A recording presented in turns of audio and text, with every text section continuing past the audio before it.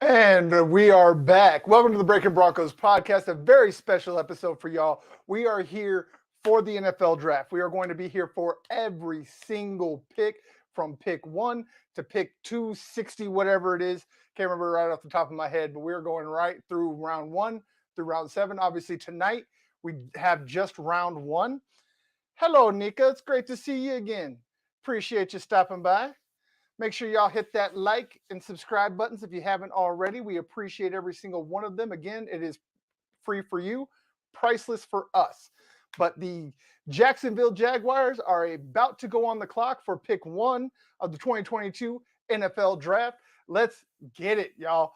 How excited are y'all for y'all's teams? We are not just talking Broncos today, y'all. We are talking every team, every pick as we go. As we all know, Broncos don't have a pick in round 1. I will happily say that I don't care.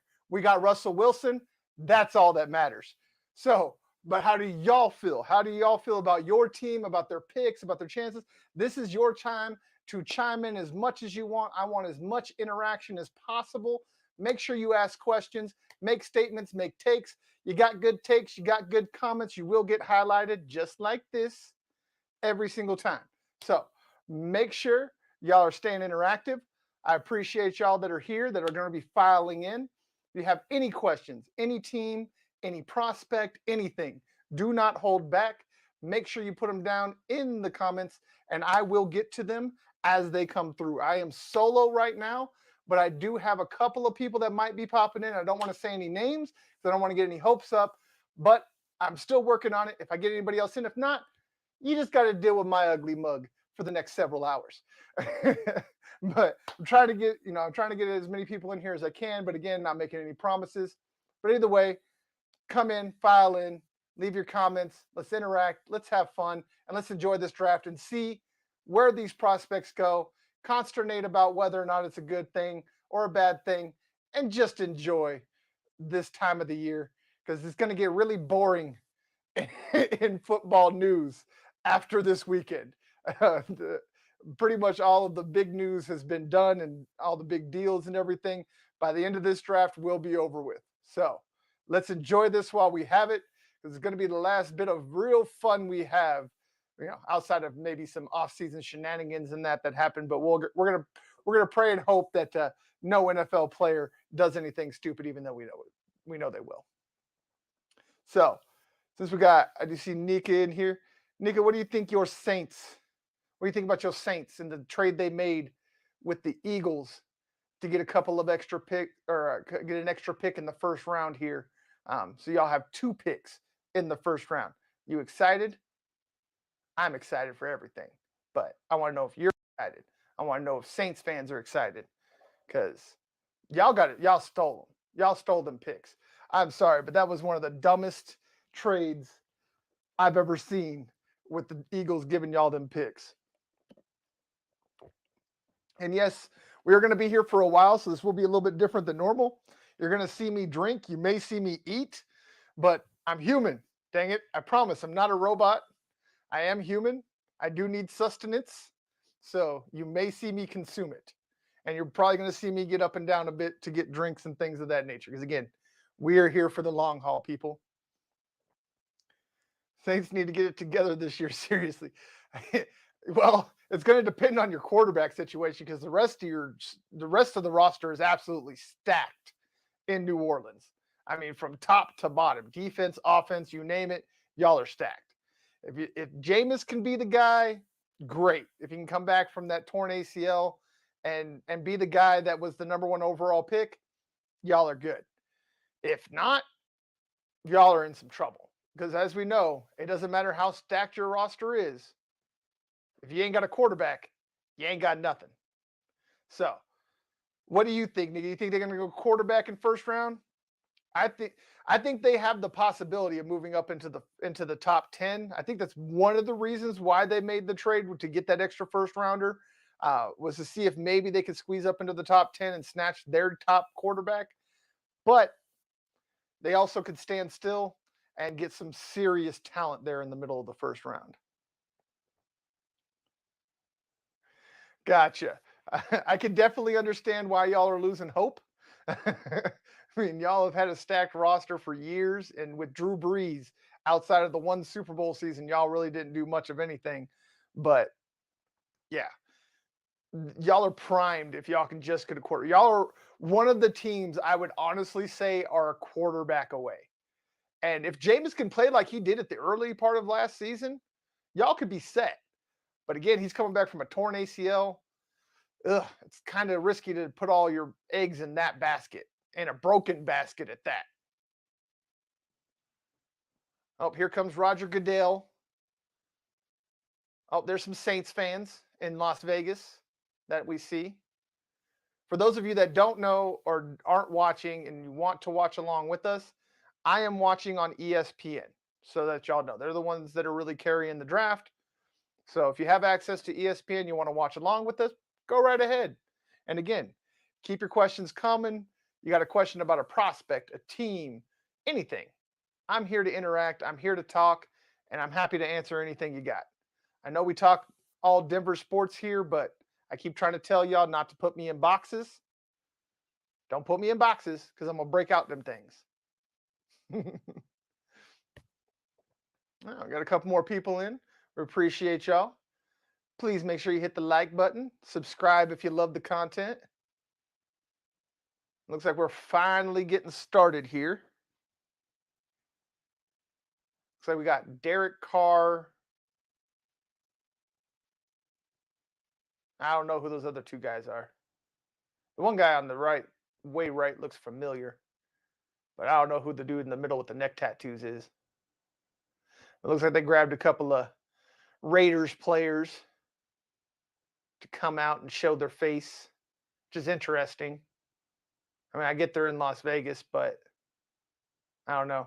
Maybe something better than Derek Carr? Maybe a Raiders legend, or maybe like a Howie Long would make more sense. But you got Derek Carr, some kid, I don't know who they are, off rip. I probably know who he is, but just don't recognize the face. Oh, uh-oh. We got Ice Cube. Ice Cube in the building. Okay. It's about to go down. I like it. That makes more sense. That makes a lot more sense than a Derek Carr. Sorry, I got to turn this so I can hear it. Sorry if I blast y'all. Ooh, audio engineer needs to be fired. Oh, that audio sounds horrible. Okay, we're turning that back down because that's horrible. Wow. ESPN sound guy needs to be fired because that's bad. Y'all didn't do a sound check? Clipping out like crazy.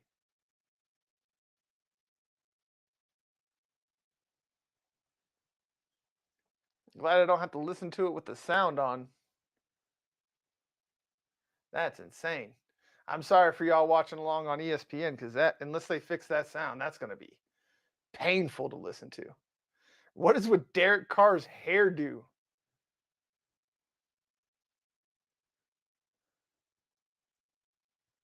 That is interesting. It's supposed to be like a half hawk instead of a full mohawk. We got a half hawk. I don't even know what's up with that, y'all. Derek Carr needs to fire his barber. Everybody getting fired tonight by me, I guess. But oh, there we go. Jacksonville is officially on the clock. They got 10 minutes to make the pick. We have been mocking Ike Ekwonu to the Jaguars for pretty much the entire month that we've been doing mock drafts, me and Dylan, here on the Breakin Broncos. So let's see if we get the first one right. Another doing the obligatory QB. Where did they go? Russell Wilson to Denver, Carson Wentz to the Commanders, Deshaun Watson to the Browns, etc. And then we have Devontae Adams and Tyreek Hill being traded from the Packers to Raiders and Chiefs and Dolphins, respectively. Interesting. That is a bit of a shocker, though. That is a bit of a stat. 8 teams with no first-round picks. I think the Rams have really put a shift on how teams value first-round picks. Because it used to be picks were gold. They were absolute gold. You had to have them. You couldn't give them up for anything other than the best player in the entire league, and you had to hold on to him for dear life. Now, teams are like, I don't care. Give me your best player. Take all my first-round picks. I mean, the Rams aren't going to have a first-round pick until like 2024, and they haven't had one since 2016 when they took Jared Goff in the first round. And they just won a Super Bowl. So obviously, there's more than one way to skin this cat we call the Super Bowl.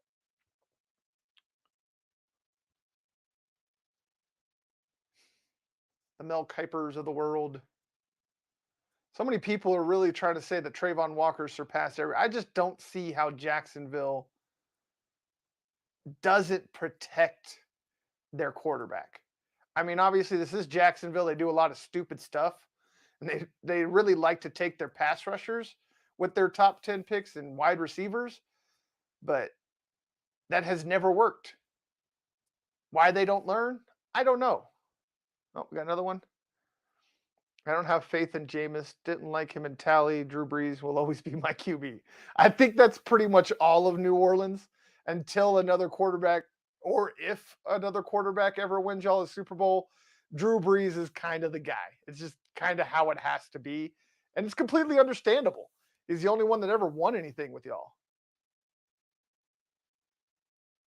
Oh, we got some more people filing in. We appreciate you.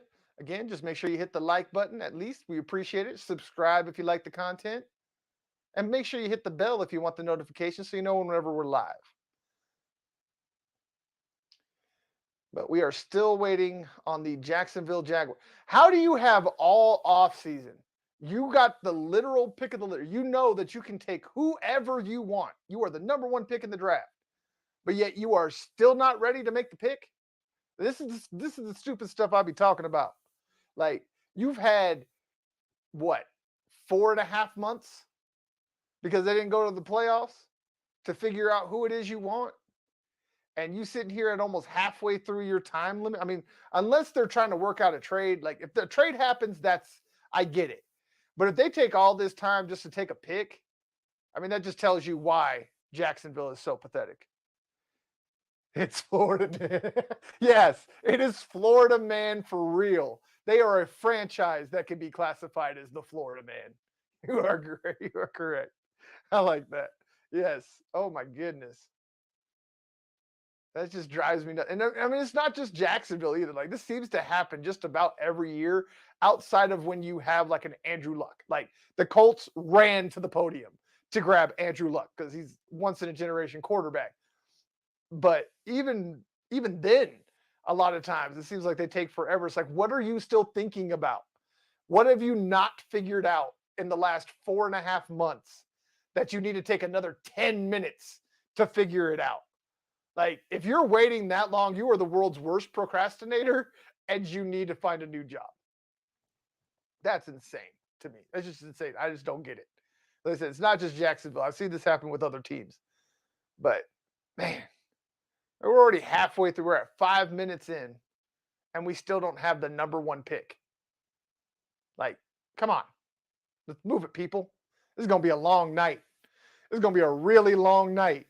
I hope y'all in for it. I'm in for it, but I hope y'all are too, because we're going to go at this rate. This is going to be a long, long night.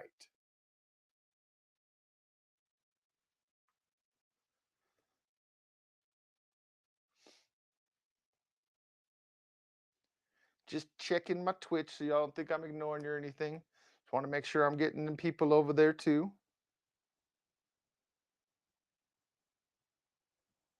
Oh, yeah, looks like we're up to date over there. Sorry, one-man band. This is what happens. I know y'all understand. No, that's what I'm saying. Like, I mean, at the very latest, February, when the combine happens. Like, after you've had the combine and you're the number one overall pick. Oh, we finally got the pick is in. But yes, you should have known then who your pick is. So let's see. Were me and Dylan right? Is it Icky? The pick is officially in. We're just waiting for him to announce it. And they haven't shown anybody picking up a phone like they normally do to spoil it. Darn you people. I wants to know.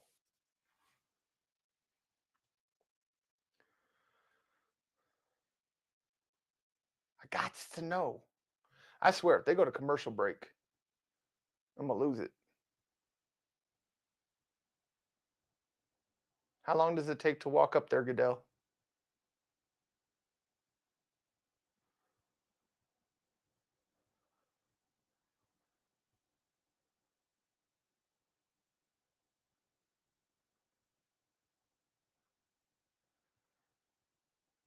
Any day now. I think it's taking longer for Goodell to walk up there than it did for them to get their pick in. I don't know about all that green, Mama. Somebody got on all the green. Green eyeshadow, green lipstick. Goodness. Looking like a leprechaun.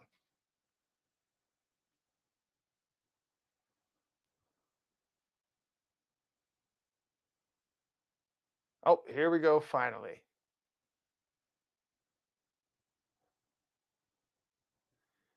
Goodell is here to announce the pick.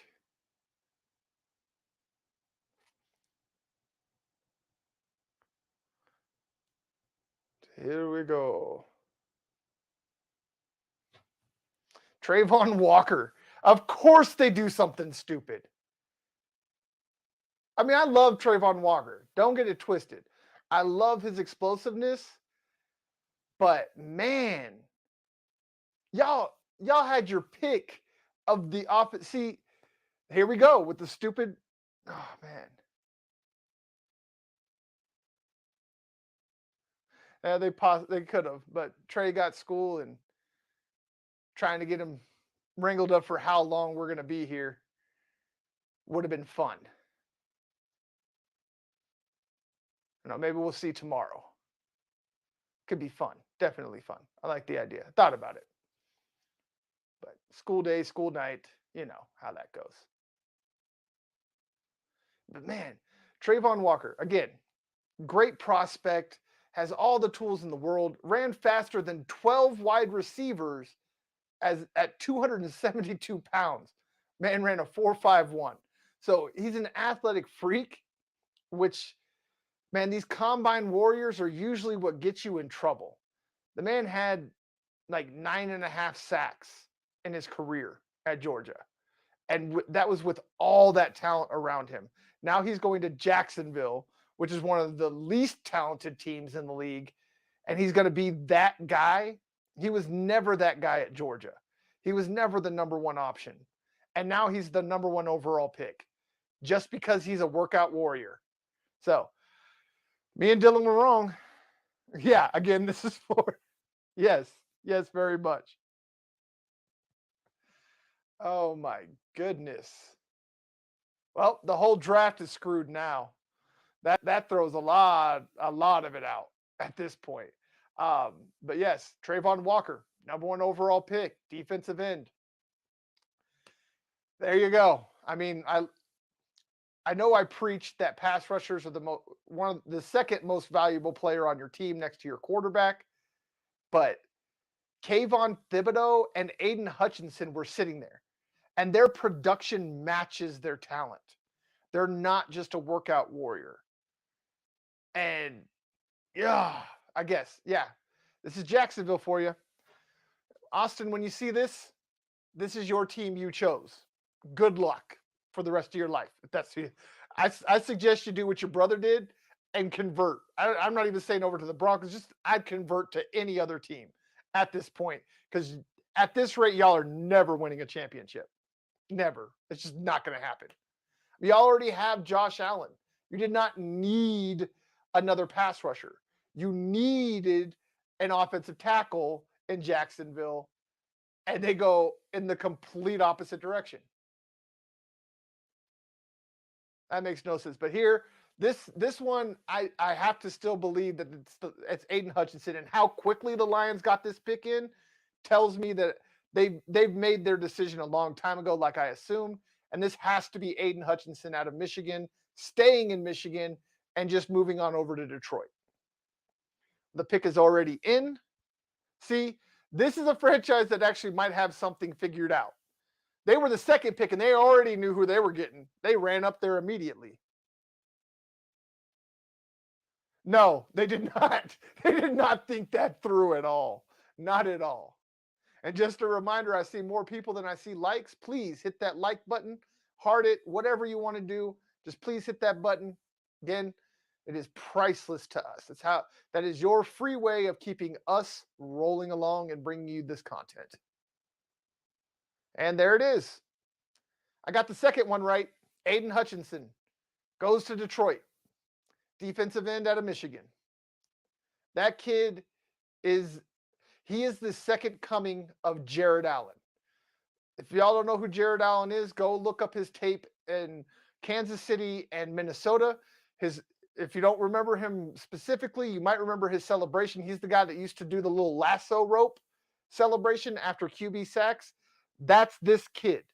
And this kid is actually more athletic than Jared Allen ever was. So Detroit got them their defensive end. And that was a need. That was a big need. Edge rusher. That defense was actually pretty good last year. Their back end needs some help, obviously, but this is a really deep class when it comes to cornerbacks and safeties. So they could definitely. Then they still got the 32nd pick, the last pick of the first round, to get that need. And again, that's much deeper. After they get through these top 3 to 4 pass rushers, it's really a bit of a drop off after that.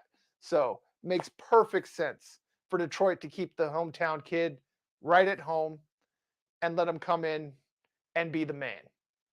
And he's already been the man at a big program. So he knows what it's like to have the world on his shoulders. And he balled out in Michigan.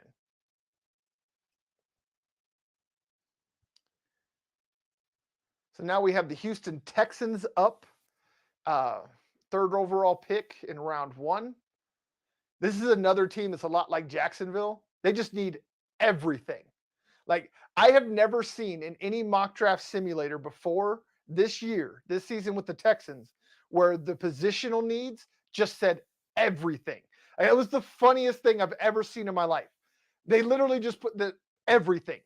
All 22 positions need to be replaced. I had never seen a team be that inept. And then they don't even get the number 1 overall pick out of it. Like, they're that bad, and they still end up winning enough games to lose the number 1 overall pick. Like, how inept do you have to be to not be inept enough to be the worst? Oh, pick is in. This is one where we had another offensive tackle going. This one was Charles Cross. Or no, Evan Neal is who we had going to the Texans, which I think would be a great bookend to Laramie Tunsil and a possible replacement for Tunsil if they move on from him. So let's see if they follow the same thinking. That's actually a pretty good list. They're listing the last 5 defensive players selected number 2 overall. They are Ndamukong Suh, Von Miller, Nick Bosa, Chase Young, and now Aiden Hutchinson. That's a hell of a group to be in because Ndamukong Suh is potential Hall of Fame. Von Miller is going to the Hall of Fame. Nick Bosa has Hall of Fame talent, and so does Chase Young. So looks like Hutchinson could be in some really, really good company.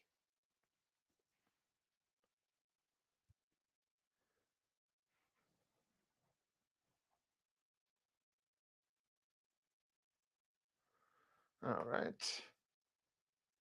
So let's see who the Texans pick. I'm going to say they stick with Evan Neal. Y'all got any guesses? I'd love to hear them.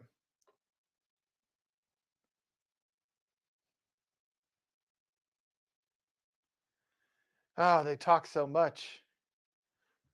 But again, here, I think they have a good enough quarterback. Nobody in this draft is going to be better than Davis Mills. So at the very least, Texans need to ride with Mills for one more year. And if he blows up and defenses figure him out and they end up with a top 5 pick again next year, that's okay. They can go get their quarterback then in a very QB deep draft potentially. So let's hope that Texans aren't as stupid as the Jaguars. Well, at least for Texans fans, I don't really care. They can suck forever for all I care. But for Texans fans, let's hope that they don't get completely stupid.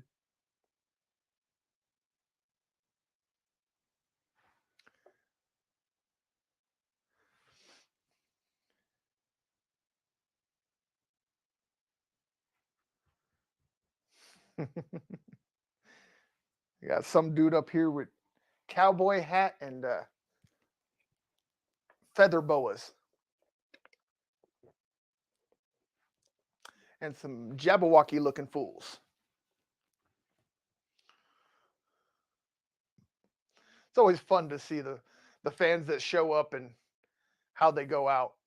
But in this industry, I have found if you want to get on camera during the draft, you have to be one of those crazy dressed people. And if you want to get to the front to be on camera, you have to dress as crazy as possible. So I'm assuming. Oh, actually, a bit of a surprise here again. Derek Stingley Jr., my number 2 cornerback on the board. Number 1 cornerback was Sauce Gardner, but it looks like Stingley Jr. is going from New Orleans and LSU on up the road to Houston. I mean, I can't say I'm mad at the pick. If I was going to go cornerback here, I would have went Sauce Gardner. The guy has not allowed a touchdown in 4 years in college. That's insane. Stingley's got some character issues. It doesn't seem that since the championship season where he just went off, had 7 interceptions, and looked like the next coming of Champ Bailey, he just doesn't seem to have the same hustle. And he is going to a very, very dysfunctional franchise. I'm afraid that all that losing is going to exacerbate those character issues. Yes, I understand. And he has all the potential to be a shutdown corner. But again, his attitude, his lackadaisical attitude is what scares me. He's got some character concerns. Ever since that championship season, it seems like his will and want to just have disappeared. And his play has taken a huge hit, not to mention the injuries. So he has all the talent in the world to be one of the best cornerbacks in the league. It's just a matter of whether or not he has the work ethic to make it happen. But hey, there's been plenty of people that have had character flaws coming out of college and made, great strides. So we'll cross our fingers and hope that he gets right and makes the most of that almost limitless talent.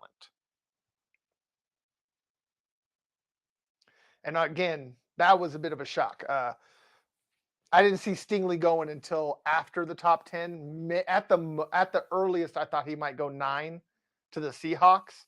But number 3 overall pick, straight to Houston from LSU, Derek Stingley Jr. Wish him nothing but the best. I just I don't like the situation that he's going into. He would have been much better off going somewhere, like I said, like Seattle, maybe San Francisco, something of that. Even though San Francisco doesn't have a first round pick, but I'm just saying, like a franchise like that, one that's established, one that has veterans that can really show him the way to be a professional. In Houston, you don't really have that.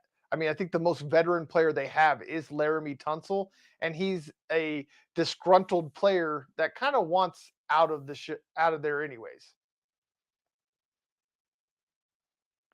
Oh, we got a new Jurassic Park trailer with feathered dinosaurs.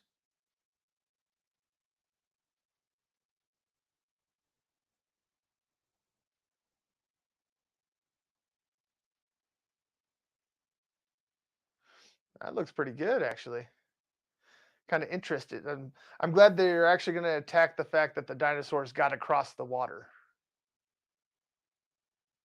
That's kind of where the last ones just kind of left off.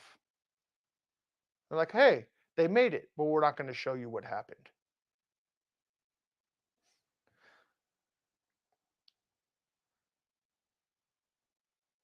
Yeah, I mean, New Orleans could have used another corner. I mean, there's a lot of other teams that would have been a much better fit for him.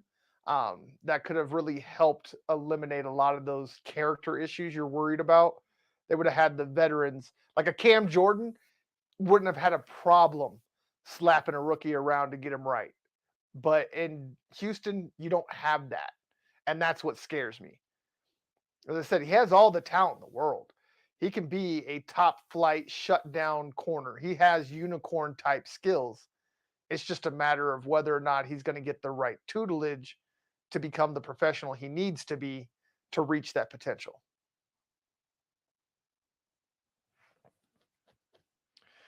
And also to let y'all know, I mean, if y'all don't know, I think the people here do know, I do have a nicotine addiction, and I am sorry again, we are here for a while. So you will probably see me hit my jewel in that. I apologize if you don't want your kids to see those things. I gave you your warning. Don't whine at me later. All right, we are back from commercial break because the Jets pick is in at number 4 overall. This is a place where we had another offensive tackle going. This was Charles Cross. So we've been wrong on all but one pick so far. Let's see how much more we can get wrong as we go forward. Oh, some more people in here. I appreciate y'all. Thank y'all for coming in. And for anybody that watches later, again, we love all of y'all, whether you're here now or later. Every view counts. So don't feel bad if you can't make it. You can always watch later. Hey, Ms. Bergang, we appreciate y'all. We are doing great tonight. I just didn't want to compete with Bergang over there on y'all side. So I appreciate y'all dropping in. I'm going to be here with y'all too. But again, just didn't want to be him competing with me at all. Let him have all his viewers. That's his place. I got mine.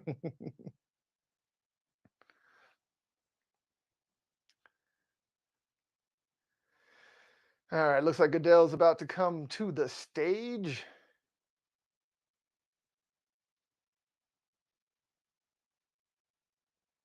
Maybe. Now we're just seeing a bunch of chunky New Yorkers. Why is everything tinging? Sorry about that.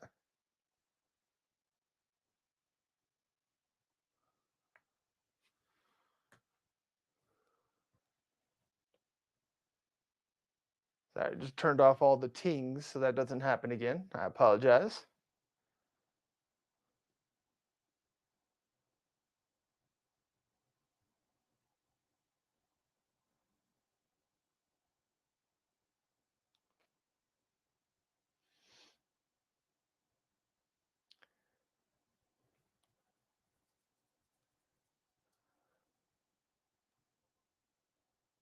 Oh, there's Sauce finally off the board. I guess the Jets figured You're not going to find another shutdown corner like Gardner anywhere else in the draft. There's a lot of good corners, but Gardner and Stingley were definitely head and shoulders above the rest of the class. There's a lot of depth, but these two were the two blue chippers, and they go back to back, 3 and 4 overall. Stingley first, then Gardner, and Gardner's going to New York. And that should pretty much kill anybody thinking that New York is running after Deebo Samuel. It's been a lot of the talk going on. So their first round pick is gone. So unless San Francisco is willing to take some second rounders or maybe a first rounder next year, doesn't look like Deebo's going to New York. And this kid's special. Ahmad Gardner, cornerback out of Cincinnati. Again, this kid has not allowed a touchdown in his entire college career. He allowed less than 30% of the passes thrown in his direction. Not just touchdown, all passes thrown in his direction to be completed. He also has like 5 sacks, a handful of tackles for loss. So he's a physical corner. You don't have to worry about him making business decisions like a Deion Sanders. He is going to stick his nose in there on run support, and he will make the tackle. He might not always make the biggest hit, but he's going to make the tackle. And that's all you can ask for your cornerback, especially one that can shut down any player anywhere on the field. He can play inside, he can play outside, he can cover slot corners, he can cover big slot receivers, not slot corners, slot receivers, big receivers, quick, fast. He has everything you want in a cornerback. The Jets got them a new Revis Island. You can call it Sauce Island because that's his nickname. His name is Ahmad Gardner. Yes, very much so. Very good choice by the Jets. I still would have liked to see them take a tackle. Zach Wilson was running for his life as a rookie. And yes, he is a very mobile quarterback, but as any quarterback will tell you, having to run from your life all the time is eventually going to get you hurt. And man, the hairstyles tonight. Now I got some Jets fan up here with some kind of he's got like 2 braids on each side of his head. Then the rest is shaved around the braids. And then he's got like a mohawk. Like, what is going on with people? Like, I know the pandemic had people doing some crazy stuff with their hair, but dang, tonight has got some serious weirdness going on in the hair department. So here goes the Jets. Again, they need an offensive tackle. They need defensive linemen, cornerbacks, and a safety are their biggest needs. There's still every offensive tackle left on the board. I am honestly shocked at the disrespect of the fat men.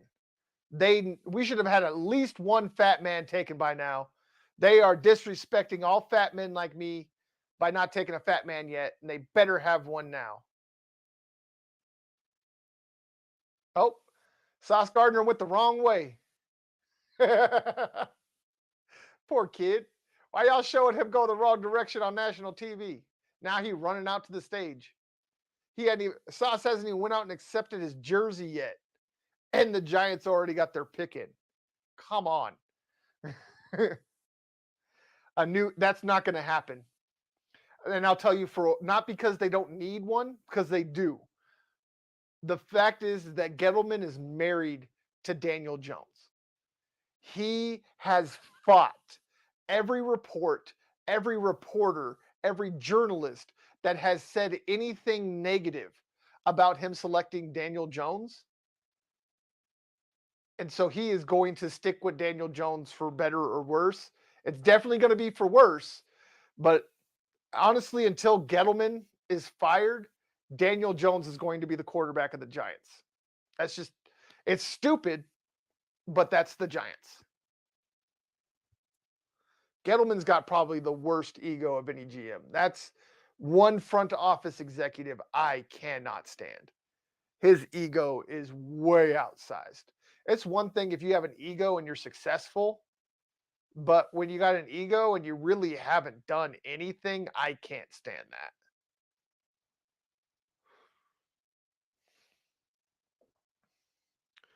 All right, again, we have climbed more people than likes. If y'all could please hit that like button, we would really, really appreciate it.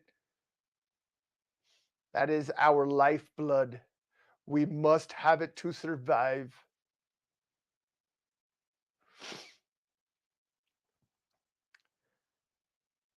This could be an interesting point of the draft. This is where you might start seeing wheeling and dealing. I'm sorry, my allergies are killing me, guys. I'm really not trying to just pick up in my eyes. Um, yes, yes, it is. And that's why I've been talking for the last month every time I do a mock draft of what is the dumb Gettleman move in the top 10 that's going to happen. It started with Daniel Jones and Saquon Barkley, and it's just continued. Every single year, it seems like Gettleman makes at least one really stupid move. And this could be it. We'll see what happens. They need an offensive tackle. Again, every offensive tackle is still available. Ike Ekwonu, Evan Neal, Charles Cross, Trevor Penning, etc.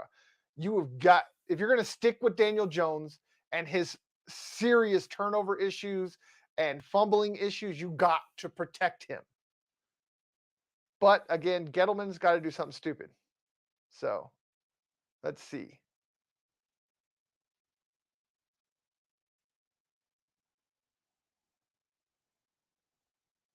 They're introducing some kid to do the first round pick. He is super excited. It looks like he's hyperventilating.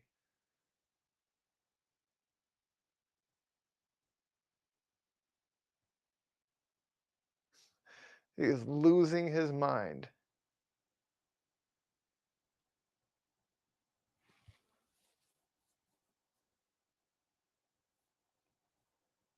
And they took Kayvon Thibodeau. I mean, they do have a pick. They do have the 7th overall pick. Again, there's 3 tackles left, so they could flip this around. They probably believe they didn't see Kayvon Thibodeau getting past the Carolina Panthers, but at least one of the 3 tackles will make it by. So we'll see. I'm not mad at KT. KT has been, for the last year, all anybody has talked about is this kid being the number 1 overall pick because he has all the talent in the world. His one question is he as committed to football as he is his brand?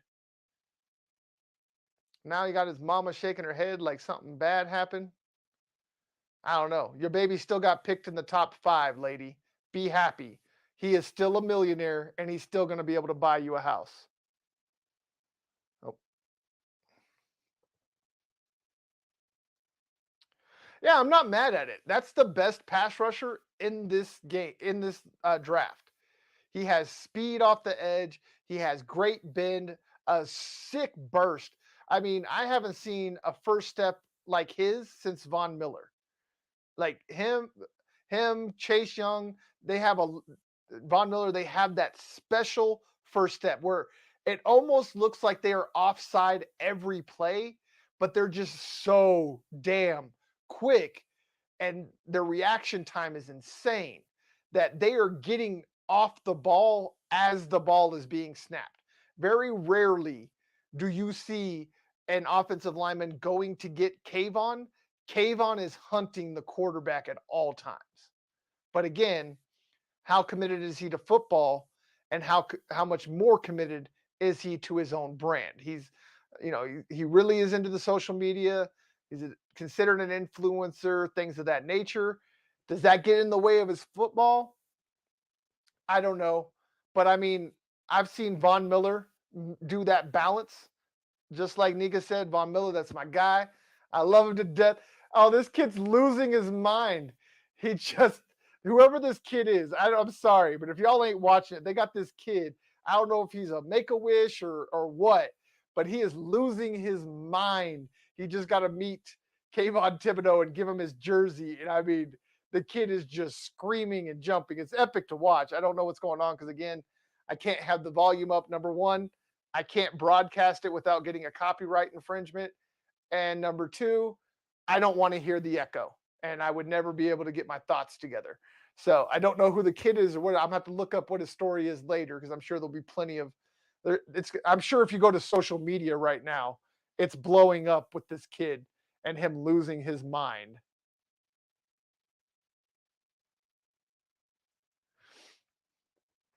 So I'm gonna. I don't see anything yet. I was just checking real quick, but it's not gonna be long. So if y'all see it before me, go ahead and give me a link. I'd love to know who that kid is. And he was an absolute trip to watch.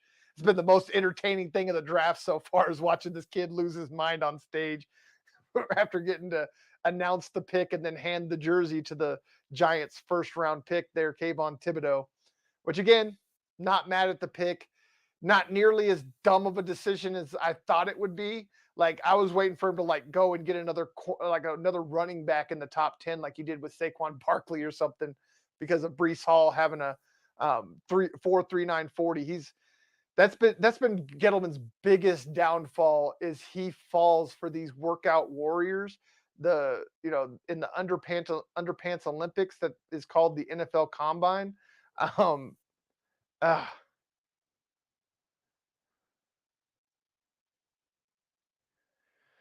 It could. It could. But like I said, I mean, I'm hoping maybe because Von Miller's really good at reaching out to young cats and stuff like that. I'm hoping maybe he ends up at Von Miller's Pass Rush Summit this off season that he has every summer in the off season and get some good, uh, what's the word I'm looking for? Some good advice. I don't know why that didn't come out of my head there for a second about the plainest words you can find. Excuse me. Sorry. I was trying to get to the mute button. Sorry. Oh, that came out of nowhere. Apologize, guys. But if he can get in with a Von Miller who's done a great job, like Von Miller, he has his brand.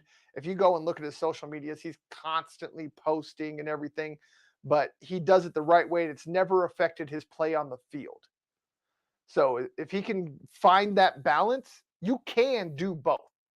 It's just a matter of whether or not you're able to compartmentalize and focus on the right thing at the right time. So it's more of a worry to me than a concern. Just something that the Giants are definitely going to have to be cognizant of, and hopefully they did their pre-draft work to be comfortable with him being the way that he is with his social media. See, I told y'all be hearing stuff, and it's just to do. See, no alcoholic beverages.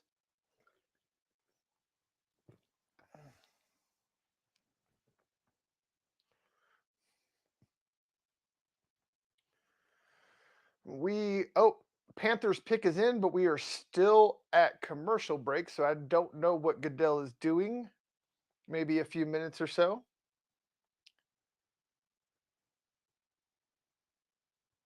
Do always on deck. You already know. All day, every day. It's even my initials. It was meant to be, y'all. Y'all did not realize my initials are DEW. I mean, is there any more signs that you need that something is destined to be?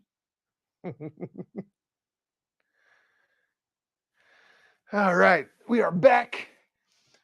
So let's see. Oh, talking about ESPN's NFL Draft Predictor. I don't know if y'all ever looked at that thing, but it's probably one of the worst draft predictors I have used. So take whatever numbers you see on your screen with a grain of salt. Um, even though it is showing a really high percentage of both Malik Willis and Kenny Pickett being available as late as number 16. But it is looking like a lot of the prognosticators were right. This QB class is so weak. There's not even a team desperate enough to jump up in the top 10 to grab somebody. They're just kind of like, we're going to sit back and see what the hell happens.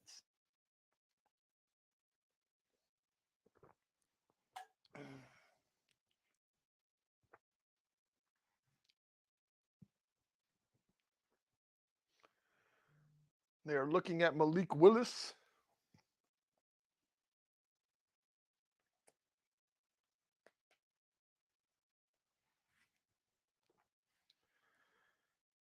Now we got Die Hard battery advertisements for Kenny Pickett. He looks a lot different than I thought without a helmet. Did he shave? I swear he had more facial hair. I don't know.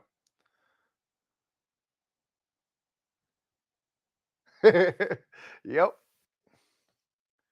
you got it. I've had to explain that to a lot of people. They don't realize it. They use some of my family. I had to like break it down to them. Like, dude, you know what my initials are. What's wrong with you? Like, how did y'all not put this together? It's been 37 years. Come on, I'm gonna need you to keep up. Oh, Goodell is at the podium. Who goes to the Panthers? Is it a quarterback? I got it, man. Where's my big uglies at, man? All this disrespect for tackles. There it is. Finally, Ike Ekwonu goes to the Panthers. Finally, a big man gets some respect. Damn it.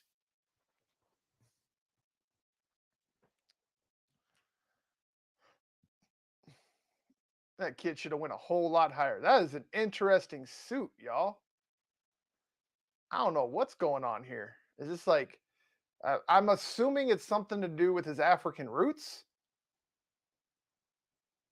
But yeah, we got so a white suit with half of the collar is striped green and white, and then he got like some kind of cuffs around his like halfway up his forearm here that are the same way.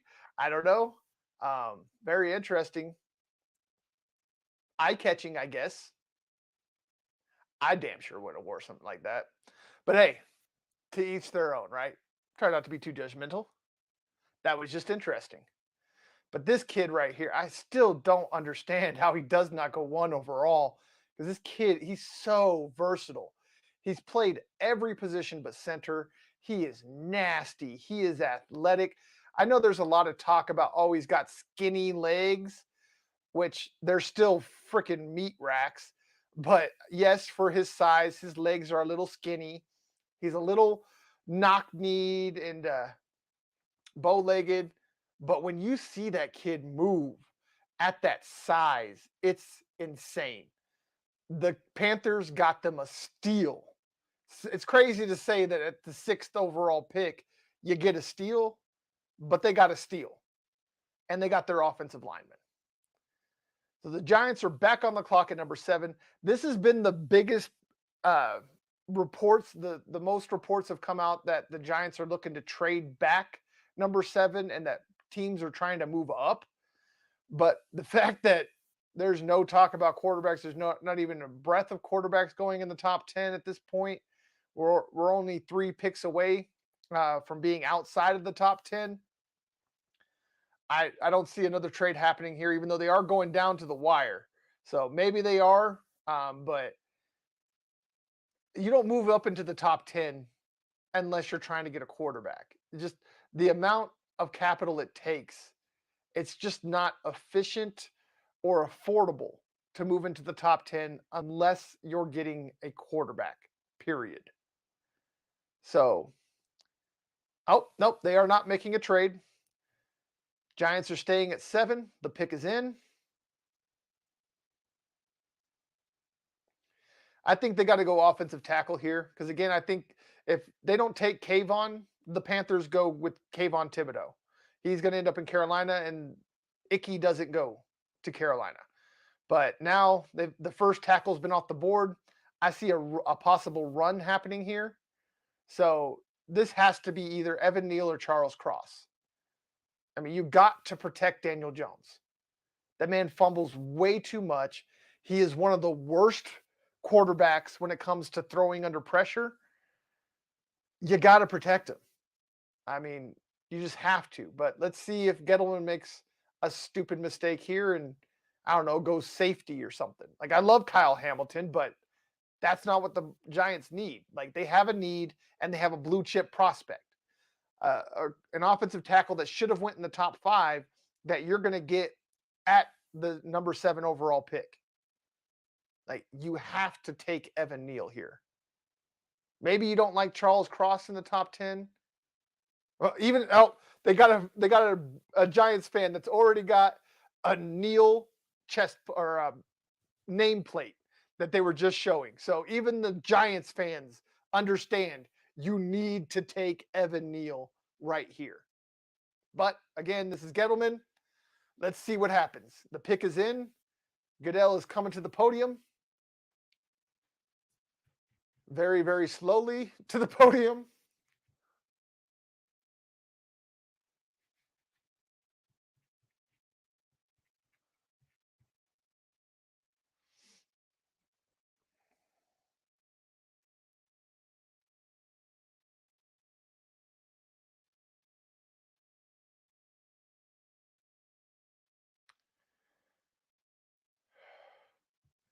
Very slow to the podium. Oh, there he goes. Finally making it out there. Come on, big man. Big man run. Big man run. All the offensive tackles. And there it is. Finally, people are listening. Finally, Evan Neal goes 7th overall to the Giants. And they did exactly what I thought they were doing. They took KT because they knew he wasn't getting past Carolina. And they knew that they were going to get at least one of the top 2 tackles at 7. And they went and finally, Gettleman made smart moves. Is the world coming to an end? Has anybody looked outside? I have no windows in here, so I can't tell if hellfire is raining outside. Can somebody let me know? Because that's scary. I just said Gettleman made 2 smart picks. I never thought I would say that. And they were in the top 10. He usually screws up the 1 top 10 pick he has. He had 2, and he got the 2 best players available. Holy crap. Did we learn lessons? I can't believe it. But yes, Evan Neal, tackle out of Alabama. This is another kid. I mean, just like Icky, I mean, he has everything Icky has outside of, he's about half a rung lower when it comes to athleticism than Icky. So, another good pick. I mean, I don't really have anything else to say than Gettleman nailed it. How? When? Why? I can't answer those questions, but he did it. As surprising as that is, he did it. Wow. I'm at a loss for words. That doesn't happen often.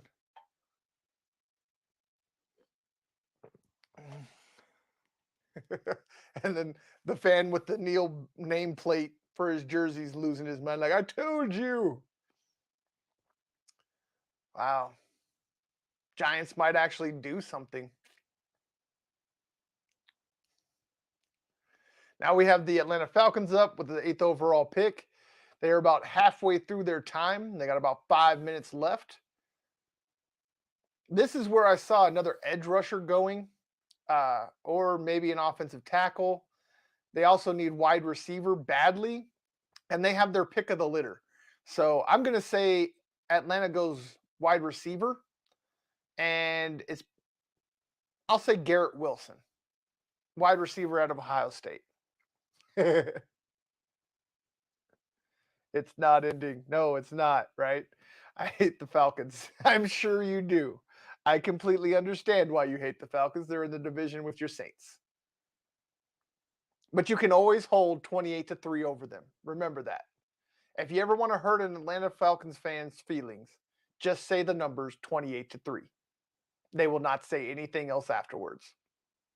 That's actually how I got Darren to convert to a Broncos fan.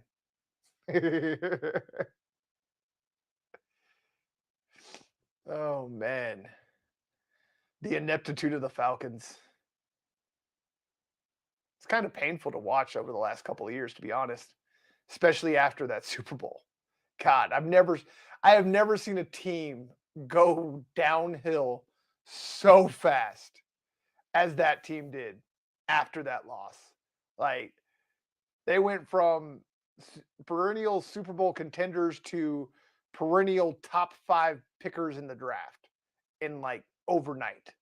It's like that loss broke the entire franchise. And the Falcons pick is in, so we will know in just a few moments. Oh, geez. In a few moments, what they are going to do. And I got to say, man, the Colts did give themselves a bit of a steal, only giving up a third-round draft pick for Matt Ryan. Like as much as you want to pick on the Falcons for being inept, at the very least, you knew that they had a good quarterback. Like Matt Ryan is a legit franchise quarterback. Period. I don't There's no way that you can convince me in any way that the man's not. He is legit as it comes. It's just unfortunately he's never had all the pieces around him outside of that 1 year um, to really do anything with. Ooh, just got a notification. We are at over 700 followers on Twitter. Y'all are absolutely epic. We are blowing up on Twitter. Just to give y'all a little recap on that, we started the month with 27 followers on Twitter. We are now over 700. Y'all are epic, Tay42 fan. Keep it coming. Oh, we got some more people. Appreciate y'all. Love y'all. Leave a comment. Leave a like. We love it all. See, that's the only reason we would never live in Atlanta because the Falcons blew that Super Bowl. I lived in Atlanta. Atlanta is actually a pretty fun place to live. I lived there for a little bit over a year in total time, not in one instance. I don't know, maybe if I lived there longer, it wouldn't be as cool, but I absolutely loved my time in Atlanta. If you're in Atlanta and you can't find something to do, I don't care if it's a Monday night, you are the lamest person alive. There's always something to do in Atlanta, and there's always something fun to do in Atlanta. It's dirty, it's grimy, but I absolutely loved my time there. I got nothing bad to say about the people of Atlanta.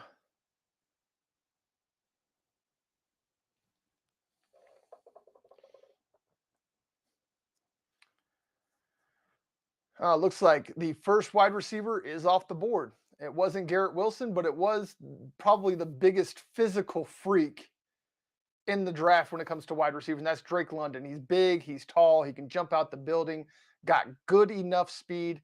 He's not a true burner, but he reminds me a lot of a Mike Evans. I know they're showing on there Vincent Jackson, but I think he's even better than Vincent Jackson ever could have thought of being.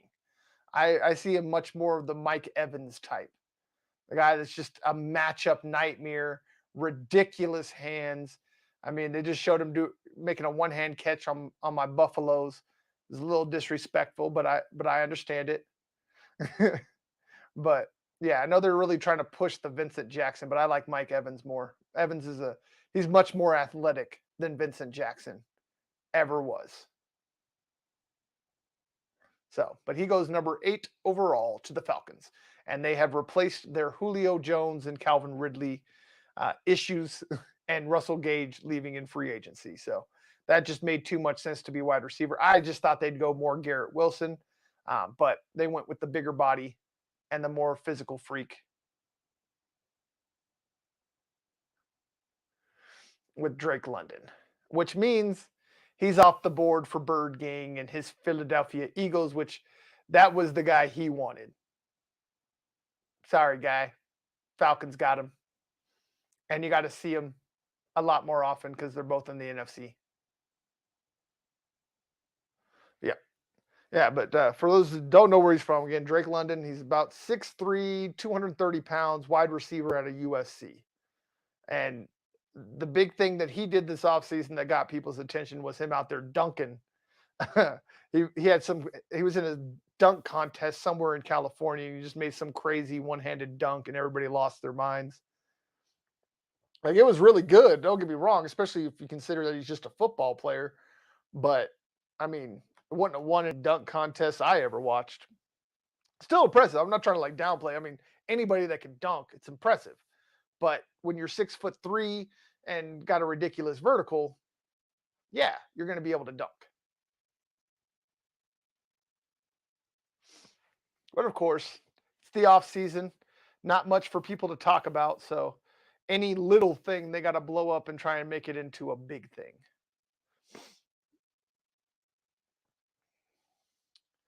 And next up is where the Broncos would have been picking had they not went out and got, excuse me, Russell Wilson. The Seattle Seahawks are now on the clock. 9th overall pick.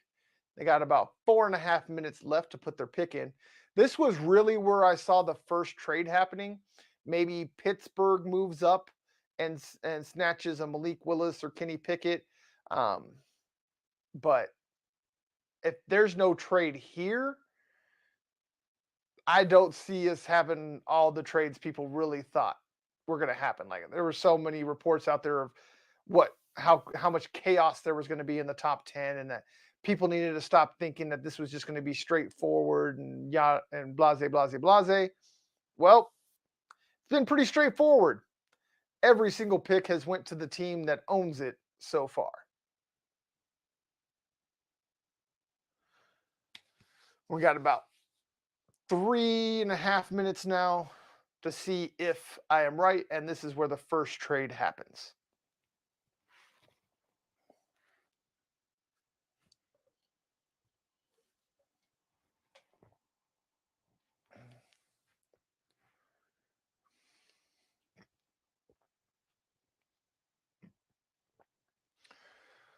Now I'm going to go ahead and pull up our last draft here. I'm pretty sure we've only gotten one so far, but I want to double check just to be sure. But I think Aiden Hutchinson's the only one we've nailed so far.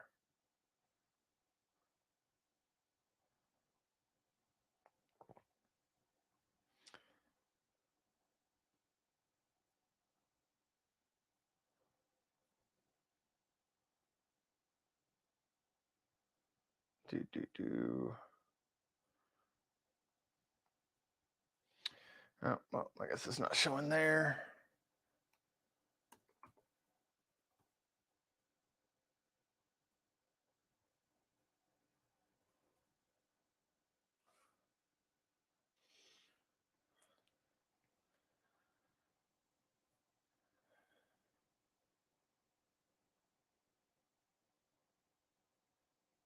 There we go. There's my mock drafts.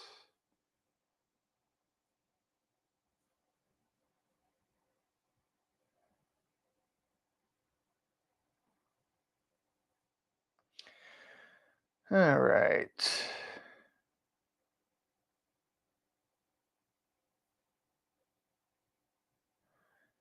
Yeah, so far. I mean, we've gotten just about everybody that's went in the top 10 and the top 10. The only ones that we had in the top 10 that haven't went yet are Charles Cross, Malik Willis, and Trevor Penning. They haven't went in the place that we said they were going to go, but again, we've at least got the right players in the top 10. We just didn't have them in the right order. The only one we got perfectly right was Aiden Hutchinson to the Detroit Lions. Even though we did have the Giants taking a tackle, but it was Trevor Penning instead of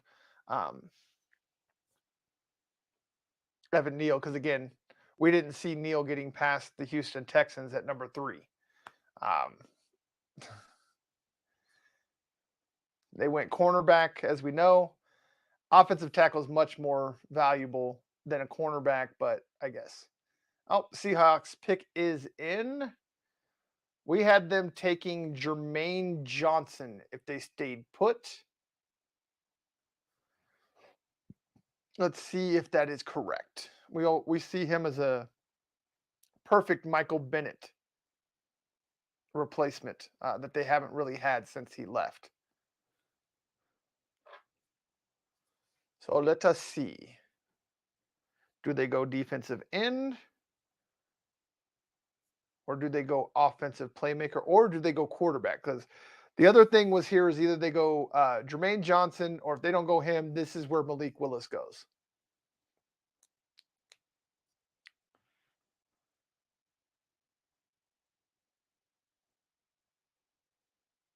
Oh, they went offensive tackle to protect Drew Lock.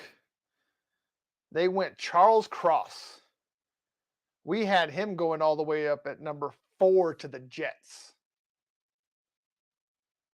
But he ends up sliding all the way, and I don't blame him. I didn't see any of the 3 tackles lasting to number 9. And the fact that the Seahawks didn't really hesitate, went out, got their bookend. Perfect. Oh, mama crying. Mama knows she getting a house. Charles Cross is an offensive tackle out of Mississippi State. He's just a dog, just an absolute dog. He's got some worries in pass blocking, which is obviously very important at the NFL level for a left tackle. But he has all the athleticism in the world to learn those things. It's just about technique. It's not that he doesn't have the talent or the ability. He just hasn't learned the technique. And the Bulldogs are a very run-heavy scheme. So, excuse me. He should be a very, very good left tackle, and at the least, an extremely good right tackle to begin that could learn and then move over to the left tackle if you don't quite trust him. But I mean, they're just showing his highlights. The man's just a beast out there. He's just nasty. He's angry. He wants to put your booty in the dirt every single play. The motor does not stop at all. And that is exactly what you want in an offensive lineman. Is you want that guy to be nasty, not too nasty to the point where you're getting penalties, obviously, but they got to have a nasty disposition out there to deal with those, especially backpedaling with those giant athletes on the other side trying to get to your quarterback. Like, you've got to have a nasty disposition, and this kid's got it in spades to go along with all of the athletic traits you want in a left tackle. So, and I think he went to a good place. Seattle has a really good offensive staff and offensive line staff, and they love to run the ball. They want to run the ball like every single play. So he probably fell into the perfect situation there in Seattle. And I see Cross having all kinds of success, barring injury, of course. Big Mama getting it.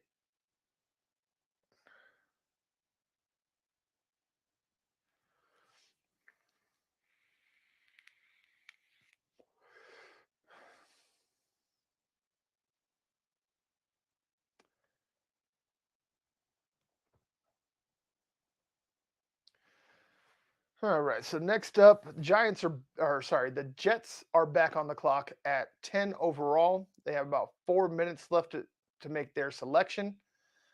Their first pick was Sauce Gardner. Again, great pick for them. They've been looking for a Darrelle Revis replacement since he ran down south to Florida and went to Tampa. So they got that replacement. There's no more. I mean, outside of Trevor Penning, there's no other offensive tackle I take in the first round, let alone the top 10. So maybe they go ahead and just grab the last tackle available that has a first round grade. But they're celebrating. Their pick is in. They got who they think they want. Let's see. At this point, I think they probably go wide receiver. Garrett Wilson or Chris Olave. Go ahead and give Zach Wilson somebody because it doesn't seem like they want to worry about protecting him. And again, Trevor Penning is much more of a top 15 or top 20 guy than a top 10. So I say you go and take another blue chip prospect like you did with the first pick. Best player available to me at this point, it's wide receiver, Garrett Wilson or Chris Olave, maybe a Jamison Williams out of Alabama, but I think New York stays in the Big Ten and takes either Wilson or Olave. And we are about to find out.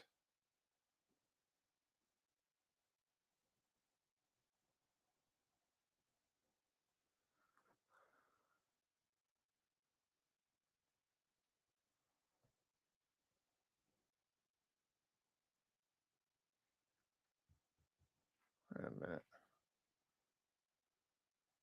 Oh, the NFL did. Okay. Sorry, I thought it just gave me a notification that I started a live video on my Instagram. I was like, no, I'm not. I'm on 3. I'm on Facebook, YouTube, and Twitch, but I am not on Instagram. I was about to lose my junk because somebody done snatched up my account, but nope, it was somebody else started a live. I just misread it. So here comes Goodell. He is announcing the pick.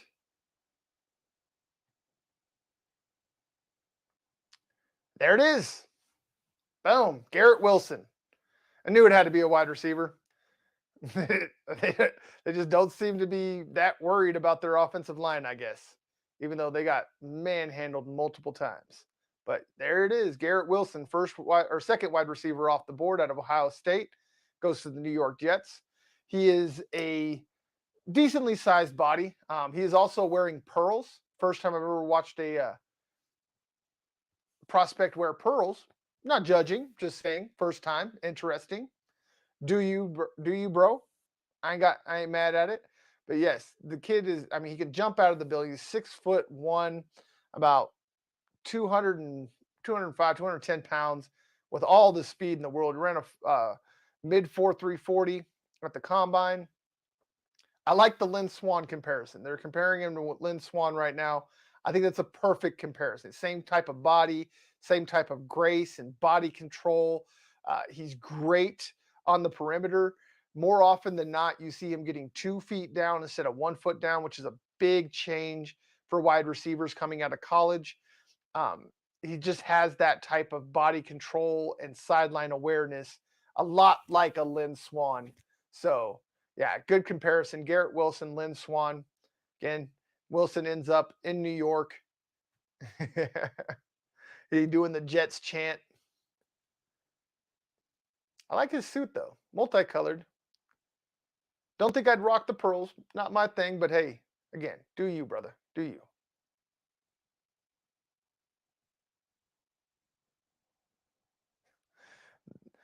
I'm sorry, but am I the only one that think the Jets have the weakest chant ever?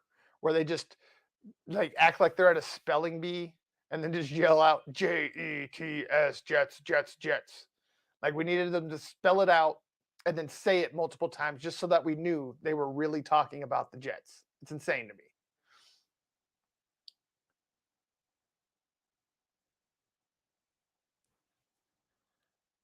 Oh, we have our first trade. Nika, Saints have traded up to number 11. Looks like my feelers were right. They made the moves to move on up to number 11. Do they go and get a wide receiver? Did they go up and get a quarterback? Because all the quarterbacks are available. This is interesting. We have our first trade of the draft.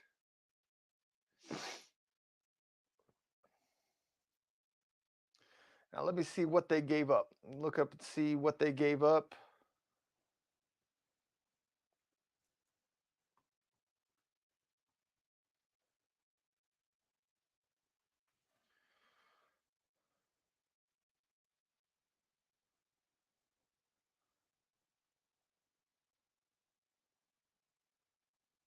New Orleans Saints trade alert.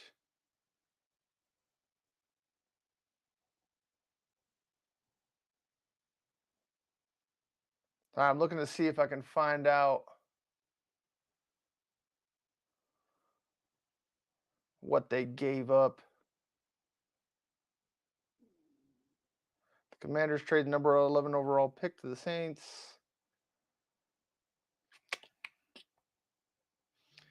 All right, people.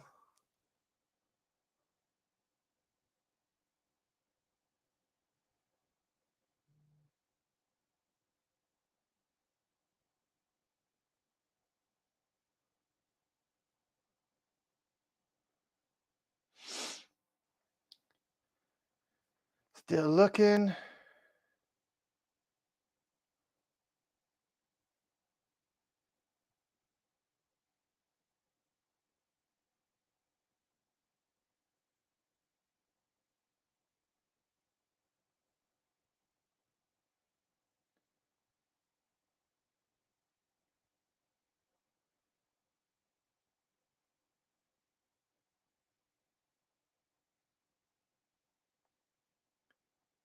Sorry, I just ran across somebody that's playing Guitar Hero on the freeway, projecting things onto the side of a semi. I don't know about all that.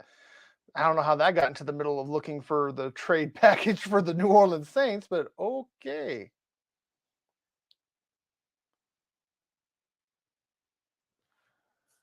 All right.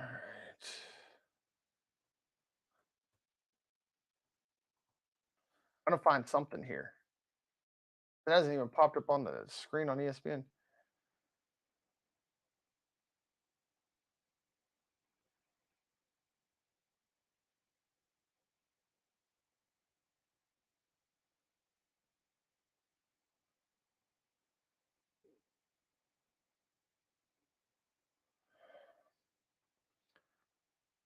Okay, here we go. Finally found it. From Ari Myrov from my Sports Update. Washington sent pick number 11 to the Saints for numbers 16, 98, and 120. So it looks like they got a first, a third, and a fifth. Wow, that's pretty light. I mean, I know they're only dropping back 5 picks, but okay. Not a bad deal for the Saints. Move up 5 picks, and all you're giving up really is a third and a fifth. It's a pretty good trade. That is a pretty good trade there, y'all.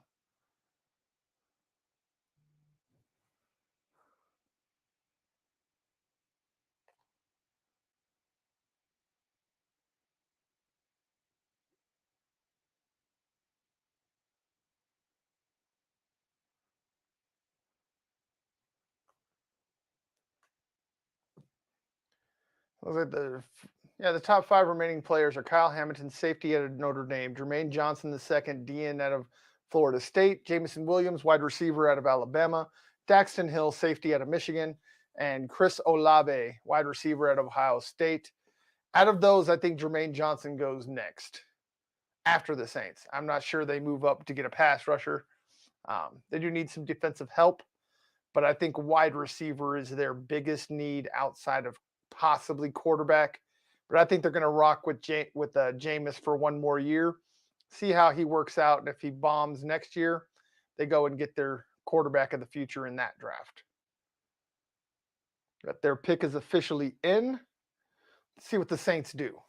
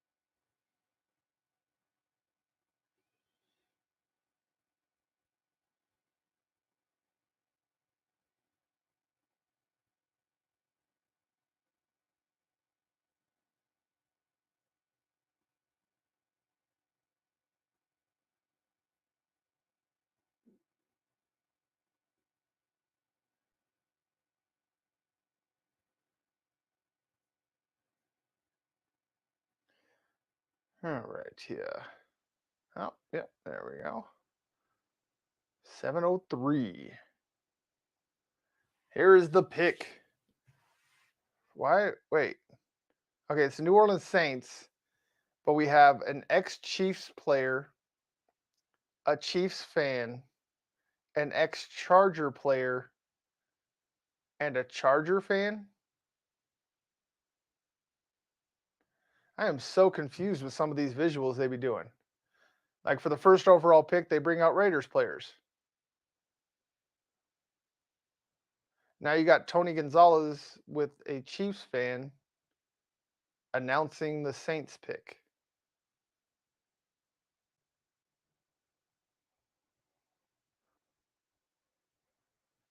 Interesting, people. Interesting.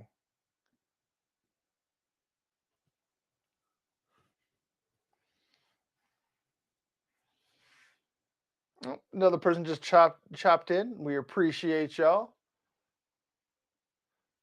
Okay. Sorry, I know I went real all close to the camera and everything.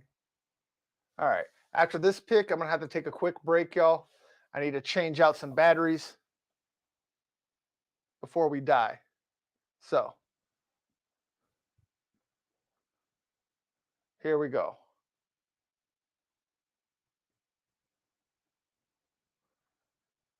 Oh, they're talking too much. Come on.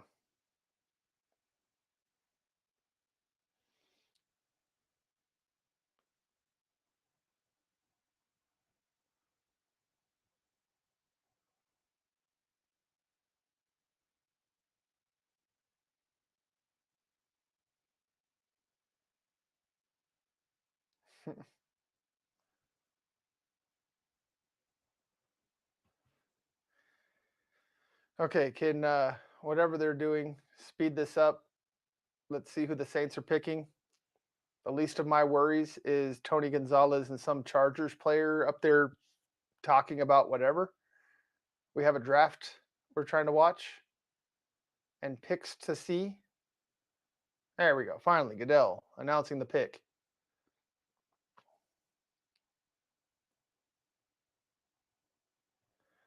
And it is Chris Olavey, wide receiver. Yep. Didn't think they'd be going up for a quarterback.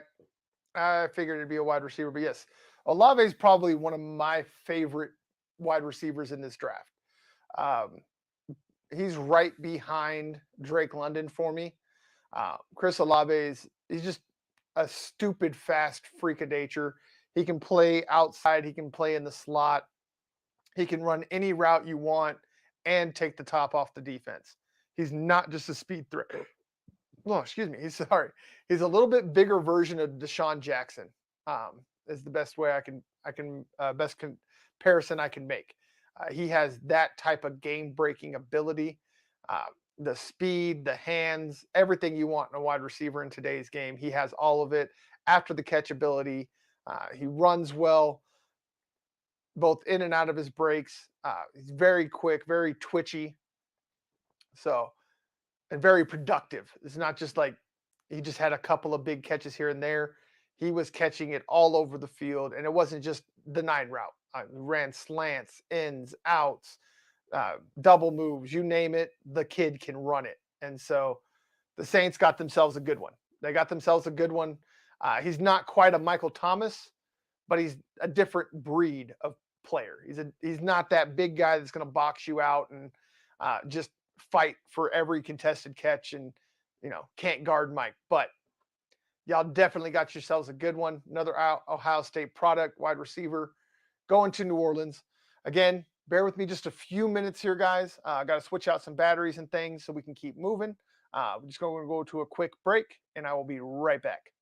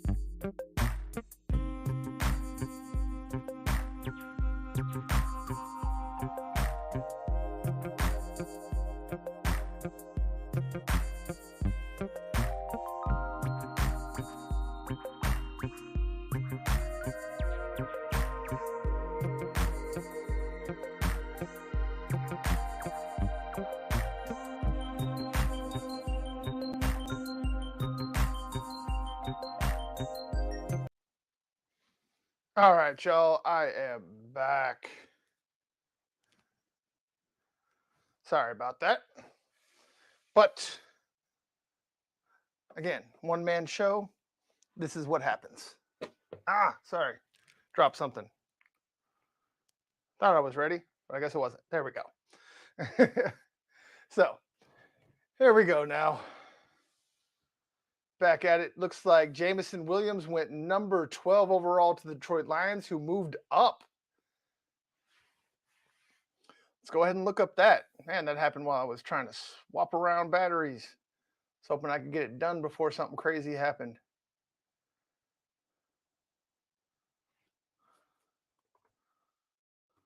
Like the run on wide receivers made them have to move up. And that definitely changes things.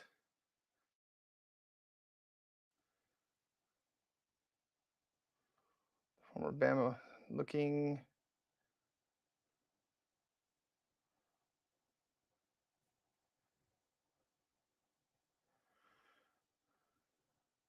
Looking for compensation again.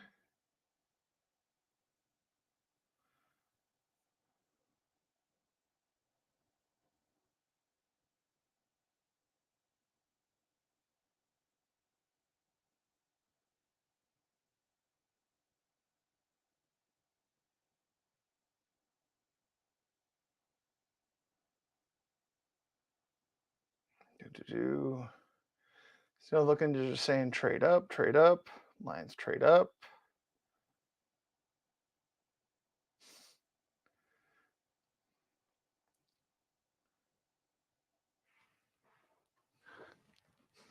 Of course, people assumed it was for Malik.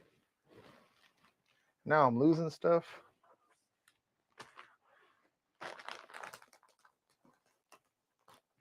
I did lose something. Don't know where it went. Okay, we'll look for it later. Still looking for what they traded.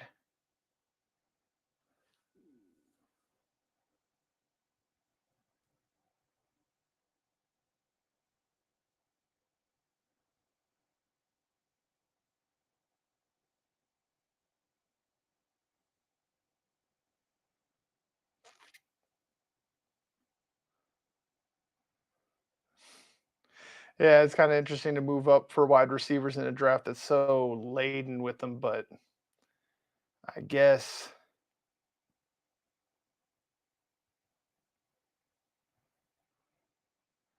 does anybody have the details on the trade? Swear I'm looking everywhere. And nobody has any details.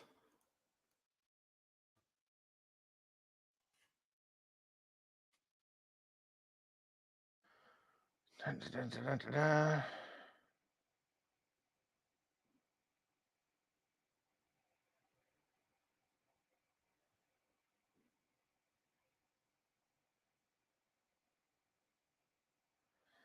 Looks like we're going to have a lot of wide receivers in the first round. This early run has me feeling like there's going to be a lot of teams in the first round that are going to be trying to snatch up wide receivers, especially with 8 other teams not having a first round pick.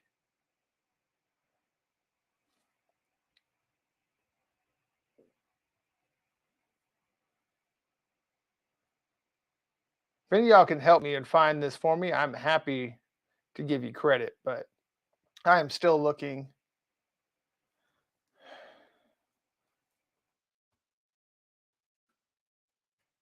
Not finding anything.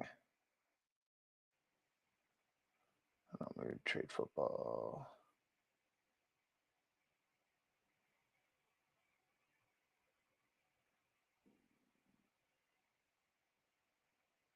Oh my. Yeah, if I was Minnesota, I'd take this too. The Detroit Lions ended up giving up their second first round pick, number 32 overall, the last pick in the first round, pick number 34, the second pick in the second round, and pick 66, another pick in the second pick in the third round. So they gave their first, second, and third round picks that they had remaining just to move up and pick a wide receiver in a wide receiver deep draft. There are going to be guys at the wide receiver position and the cornerback position that are going to turn into top tier starters, if not superstars, that are going to be picked in the third or fourth round. The depth of this draft is in the third and fourth round. You want to stack up as many of those as you can get because of the steals you're going to get in those rounds. And the Lions just gave up a lot. The most Lions thing ever would be to move up, give up that amount of capital to pick a wide receiver in a wide receiver deep draft. That's insane to me, but I guess it's the Lions we're talking about. I don't know. People are calling it aggressive or whatever. And I mean, yes, Jamison Williams has the type of speed nobody else has. But at the same time, you can get similar speed.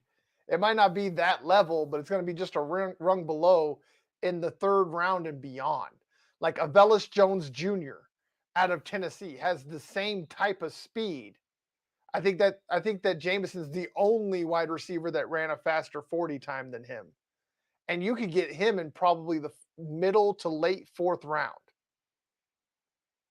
And you gave up all of this to go up and get him. But I guess, again, we're talking about the Lions here. This is what they do. That's all I can say. This is what they do.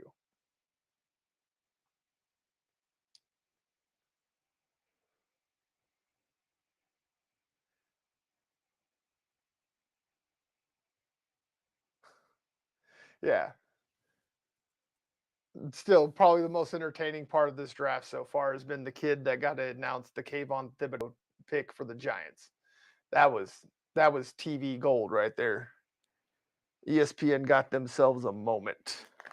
That is for sure. Oh, there you are. Yep, there it is. Oh, we have another trade. Eagles get the 13th overall pick. Texans get 15th overall pick, a 22 fourth round pick, and two 22 fifth round picks. That's a much smarter trade. The Eagles gave up, the only thing they gave up this year was the 15th overall pick and moved up a couple spots. That's how you make a smart move. So kudos to you, Philly, for not being dumb as Detroit and giving up all that capital. Obviously Detroit moved up a lot farther, but again, in this draft with what they needed, yeah, that's the first trade I'm going to say was a dumb trade. I mean, even if Jamison Williams proves to be a very good to great wide receiver, that's a lot of capital you gave up for one guy on a team that still needs a lot of pieces. There is still a lot of holes in that Lions roster, and you're only able to plug one while giving up the opportunity to plug multiple holes with those three other picks that are all in the top 66. Like they're all in the top 70 picks. People talk about how the top 100 picks are golden, and you gave up three of them in the top 70 just to pick one guy. That's not smart analytics. But I guess we haven't talked about the Lions being smart since, I don't know, the Reagan administration. A bunch of high school athletes out here. That's cool.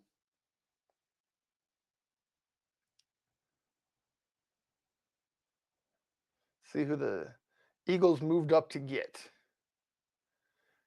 To me, they got to take a wide receiver after this run on wide receivers. Probably, I'd say maybe a Treylon Burks or a Johan Dotson. might sneak up the draft boards this high just due to that run on wide receivers and the Eagles now panicking and moving up again.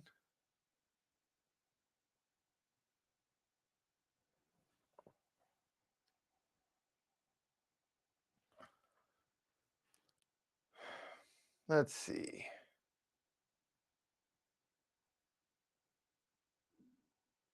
Oh, they pulled the guy away from the ball. I now understand why they moved up. Jordan Davis, defensive tackle out of Georgia. This is the freak we have been talking about that just absolutely wowed at the combine. The guy had like a sub 4.8 40 at 330, 340 some pounds. I mean, he's a dancing bear. And I did not see him any way possibly getting past Baltimore, which is the team that has the next pick. So it looks like Philly jumped in front of Baltimore to take that guy because he was not making it past the Ravens. So a lot smarter to do that than I'd say moving up to get one of these wide receivers that are left. Jordan Davis is an absolute just beast on the defensive interior. I mean, they're showing video of this man hawking down running backs and wide receivers from behind. People, 340 pounds running down wide receivers and running backs. That's insane. And that's after he lost a bunch of weight. When he got to Georgia, he was somewhere around 360, 370 pounds. So he's dropped like 40 pounds and still sitting at 330. But again, runs like a gazelle. It's insane how well that man moves with how big he is. He's got to terrify everybody that he's got to face in that division.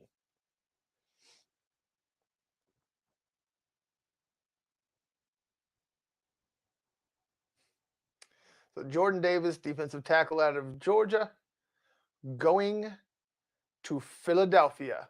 He is going to be the replacement for Fletcher Cox. He is a perfect match in Philly. I mean, the only other team I've seen as a more perfect match was Baltimore, which again is now on the clock. Their pick is in. I'm sure they're disappointed because I just know that was their guy. And the Eagles must have found out that's their guy, and they jumped in front of him to make sure they got him.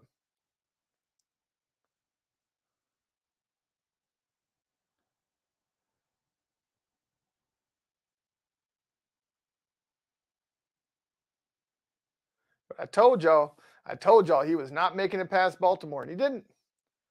I knew that there was just no way. The combine he had, the pro day workout he had, there was no way he was slipping outside of the top 15. And like I said, I had no doubts that he was not slipping past Baltimore.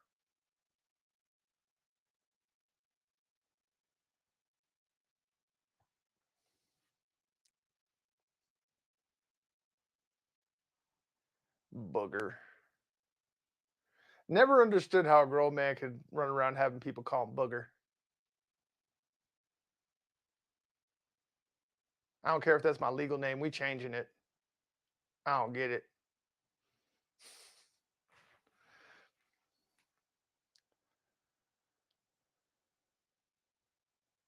Again, for all that are here, make sure you leave your comments, your questions.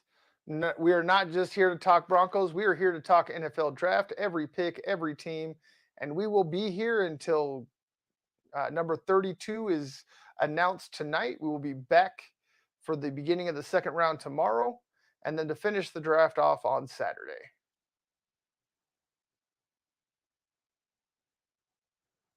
We got ourselves a live reaction show going on. Looks like the Ravens pick is in, and they're taking even longer to get. Man, I swear, every time that the sooner that these teams get the picks in, the longer it takes Goodell to get to the dang podium.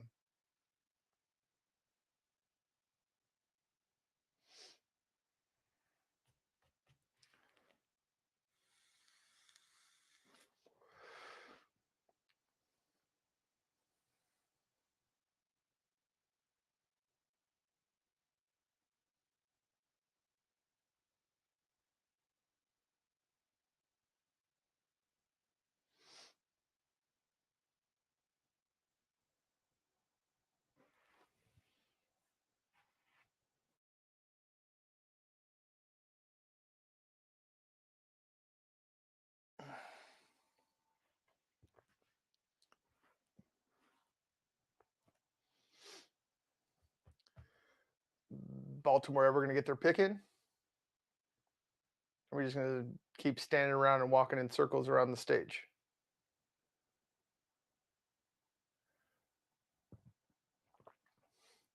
That was fun there for a while, though, all those trades. Had 3 trades in a row. 2 for wide receivers, and then finally for a defensive tackle. And honestly, I can't remember the last time I seen a team move up for a defensive tackle. That just tells you the type of talent that Jordan Davis is. He was one of my favorite players coming into this draft. If it wasn't for the knock on on positional value and people devaluing defensive tackles so much, like he should have been a top 10 pick. A lot like Ed Oliver was for the Buffalo Bills a few years back. Like he deserved that. But because he's a defensive tackle, he dropped all he dropped all the way to 13, but still. He was definitely a top 10 talent. And here we go. Kyle Hamilton finally comes off the board.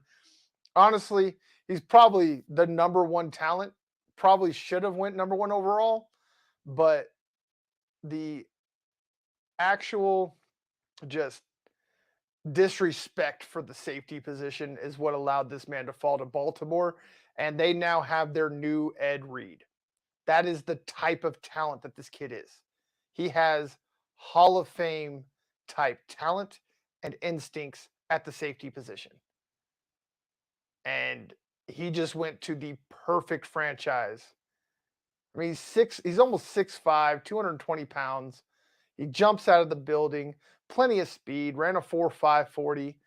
No, he's not going to stick with the Jamison Williams of the world, but he's still got enough speed to cover from essentially sideline to sideline at the safety position. He can come up in the box. He gets tackles for loss. He gets sacks. You know, he creates turnovers. He hits like a Mack truck, and he's just great around the ball. He doesn't get penalized. He knows how to break up a play without making some type of an illegal move or maneuver to create a flag at the same time. And so the Ravens, who always have a top flight defense, especially with their defensive backs, just got another great one in Kyle Hamilton, who again should have went in the top 3 and fell all the way to them at number 14 overall. But Kyle Hamilton is finally off the board and goes to Baltimore, which I think is probably the franchise is going to have the most respect for the safety position after what Ed Reed did for them.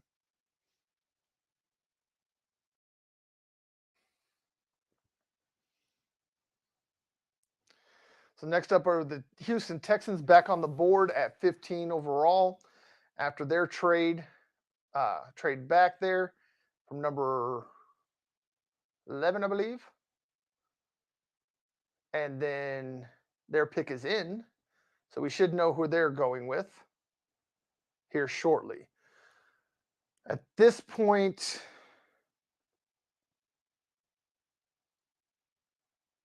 see, Hamilton's off the board. Stingley and Gardner are off the board.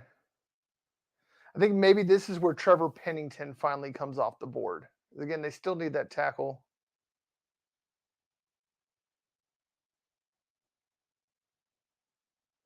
So yeah, I think I'm gonna stick with Trevor Pennington finally coming off the board here.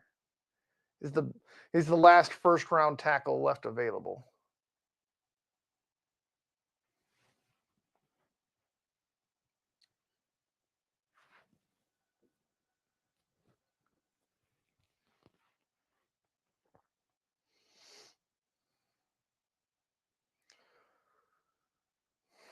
So let's see.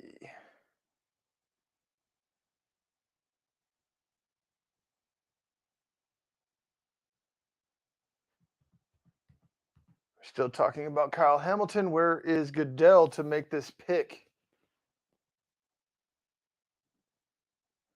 We're almost halfway through the first round already, though. It's actually moving a lot faster than I thought it was, especially at the pace we were going earlier.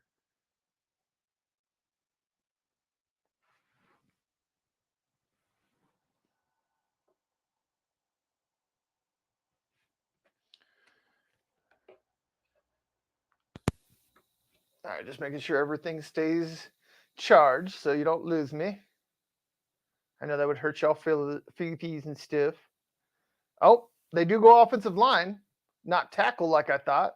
They ended up taking the best interior offensive lineman in the draft out of Texas A&M, Kenyon Green, a guard, offensive guard out of Texas A&M. Goes way higher than I thought. I didn't, in none of my mock drafts did I have Kenyon Green going before number 23 overall.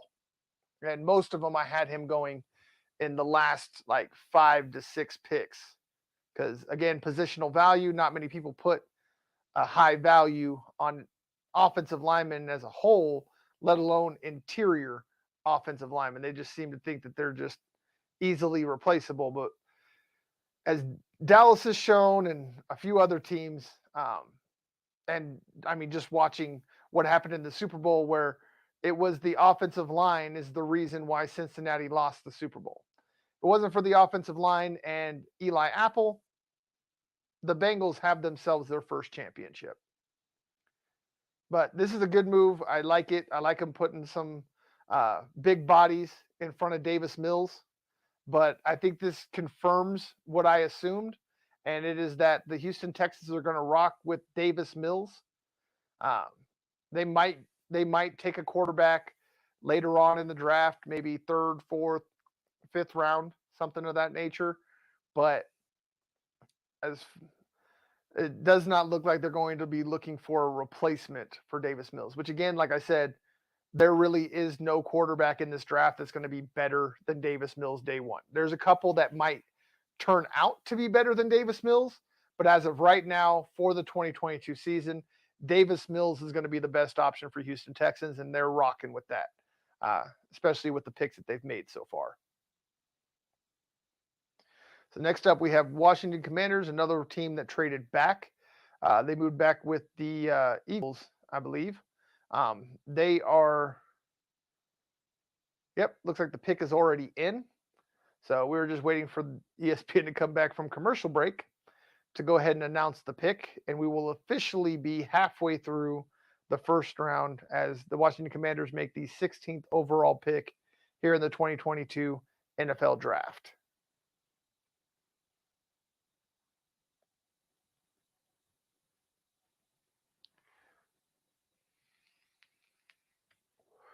Again, I'm sorry.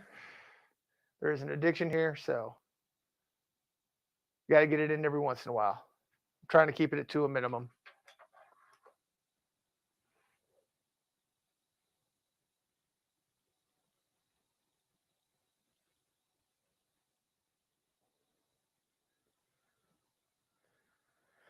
Oh, the Ghostbusters commercial with King Griffey Jr., A-Rod, the unit. Oh, and Big Poppy. Never really paid attention to who they were because the commercial is horrible. This is why you don't have just any athlete go out there and act. Ugh, it can be cringeworthy.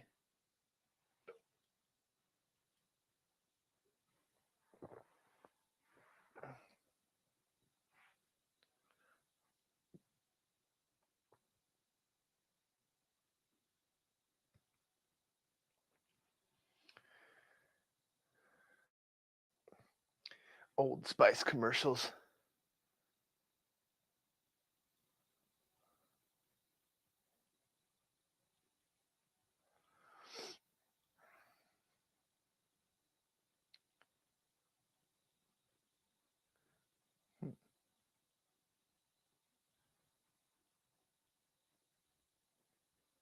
Oh, Naheem Hines' mom has muscular dystrophy. That's sad. But explains his philanthropy. For sure.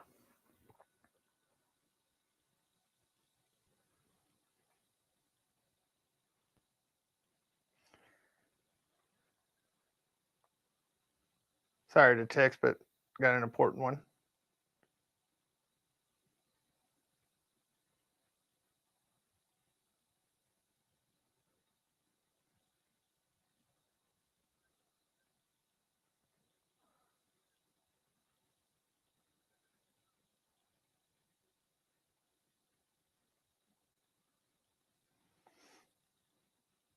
All right.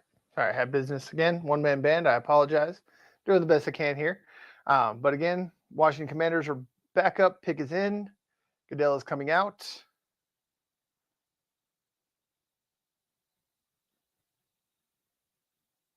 Again, slowly. We'll see what happens again. Let's see. Washington Commanders.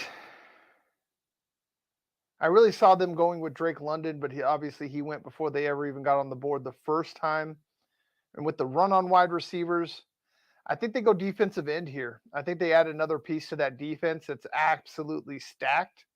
And they either go Jermaine Johnson, or this is where you can see the next cornerback come off the board, and Trent McDuffie or Kyrielum.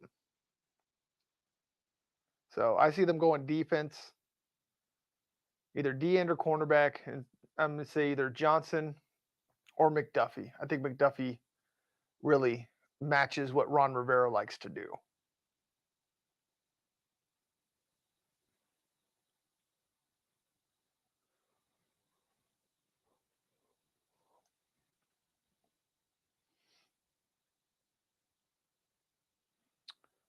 Oh, they actually went wide receiver. They went and got the next fastest guy to Jameson Williams that's left on the board, and that's Johan Dotson out of Penn State. A smaller, speedy receiver.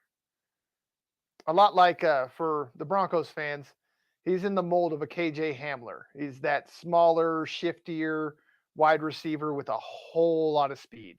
He's about 5'11", 178 pounds. So you're not going to see him go over the middle of the field very often.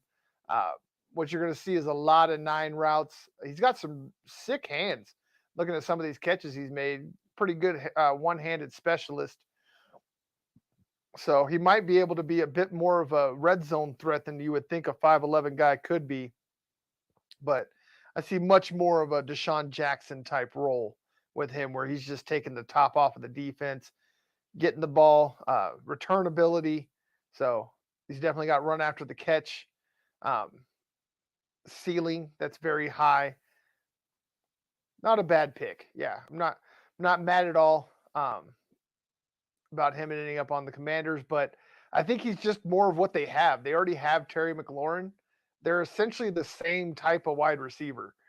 So I don't know. Maybe Carson Wentz likes the speedy receivers that he can just chuck it down the field and throw it farther than the other guy can run. But I would have much rather have seen them go with like a Treylon Burks or like a bigger bodied wide receiver to complement Terry McLaurin. But again, you can't teach speed. So there you go. It's probably what got him over a Treylon Burks, who ran more of like a 4.5 as opposed to Jahan running a high 4.3. And the Chargers are having their pick announced at number 17 overall. I had them going wide receiver with so many coming off the board. I don't know. Maybe they go offensive line. Zion Johnson. That's Dylan's favorite offensive lineman right there. Guard out of Boston College. Another nasty, demeanored, just dancing bear, all kinds of athleticism. The amount of athleticism that's coming out of the big men in this draft is truly the storyline people should pay attention to.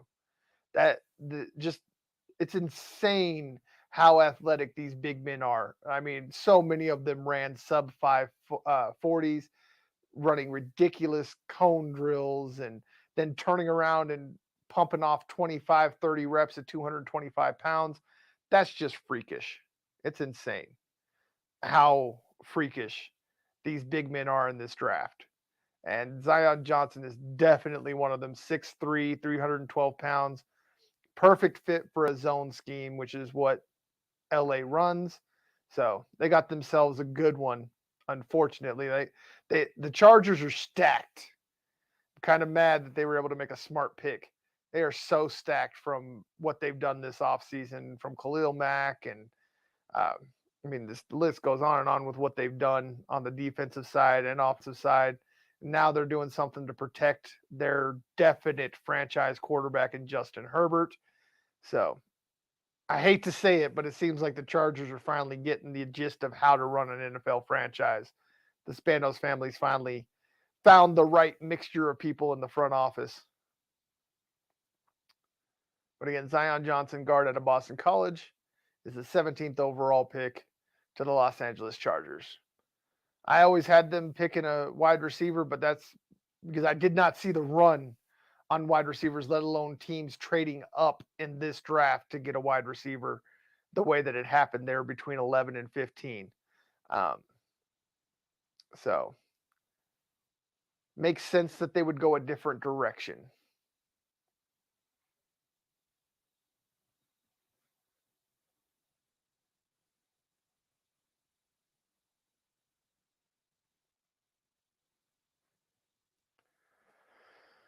Oh my. I apologize. I'm not getting bored. I'm not tired. I don't know why I yawned, but there you go. But as we were speaking, we are in commercial break here. I'm going to take another quick break because I'm a human and I got to use facilities. So I will be right back. Stick with us. We are going nowhere. Just need to take a quick break.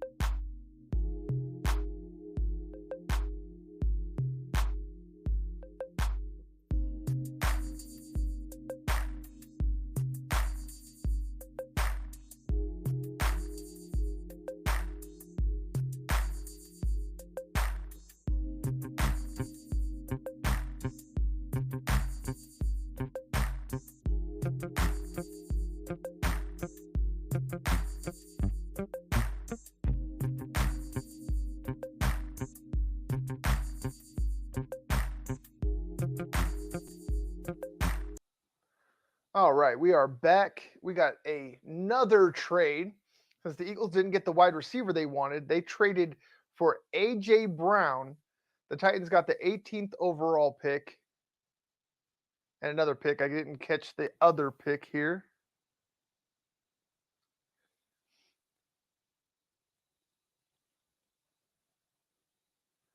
Let's see who the Titans go with. 18th overall. I think they go quarterback. I think this is where we finally see a quarterback come off. Malik Willis.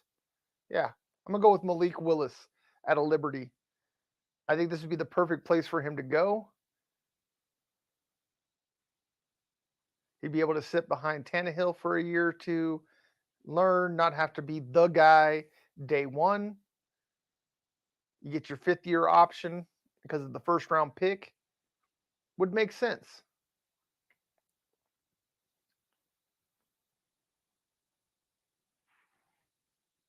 We are about to find out. I mean, they also need edge rusher.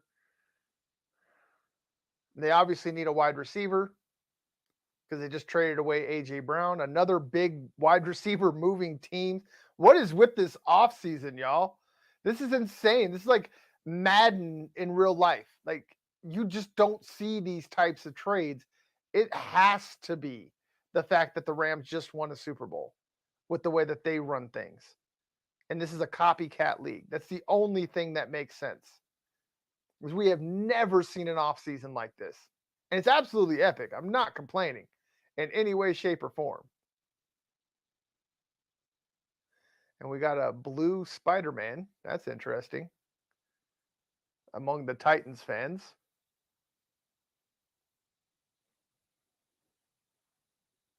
Let us see.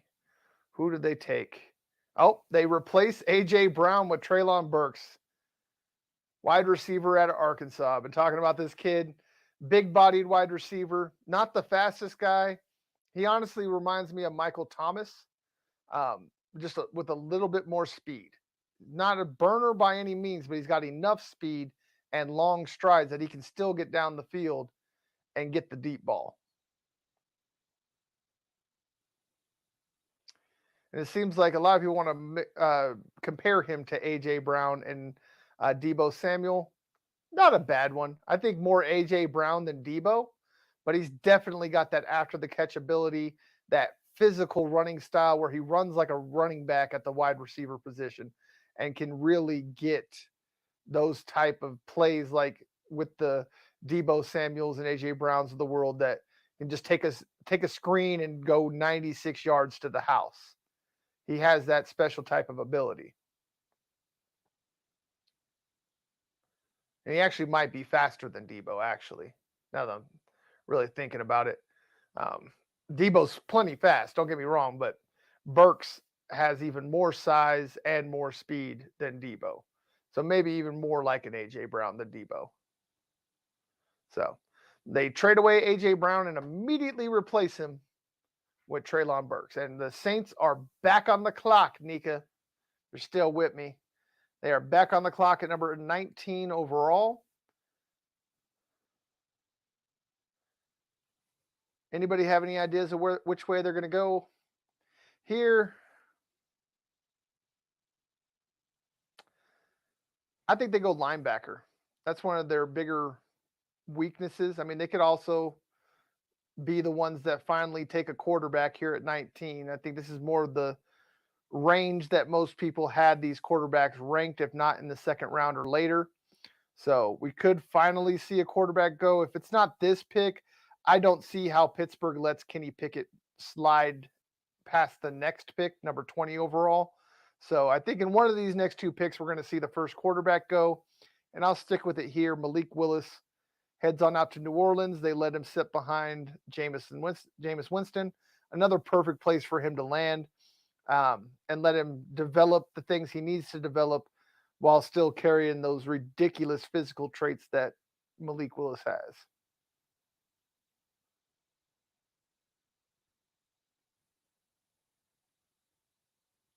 And Marquise Brown was traded from Ravens to Cardinals? I am sorry, but I missed something there.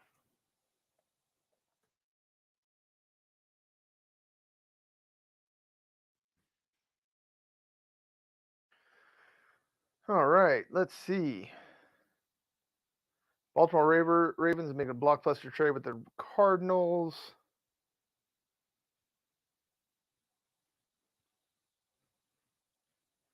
They sent Marquise Brown, a third-round pick, to the Cardinals. And the Ravens get back into the first round, 23rd overall. So Ravens will be picking again here in 4 picks after selecting Kyle Hamilton earlier, after they had Jordan Davis snatched from underneath their nose by the Eagles.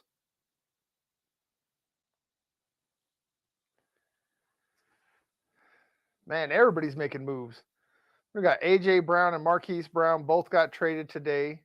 You've already had the Adams and Tyreek Hill trades. You got Deebo demanding a trade. We have all the quarterbacks that moved. Khalil Mack got traded. I mean, the amount of star power that's been sent away from teams is absolutely insane. Man, this has became chaos here in the last few picks. You got people moving everywhere, players moving, picks moving, teams moving up and down the draft board. Man, I'm getting kind of excited to see if maybe George Payton finds a way to sneak himself up into the first round here somehow, some way. Look, teams are definitely willing to move around and move out of the first round for talent they're looking for.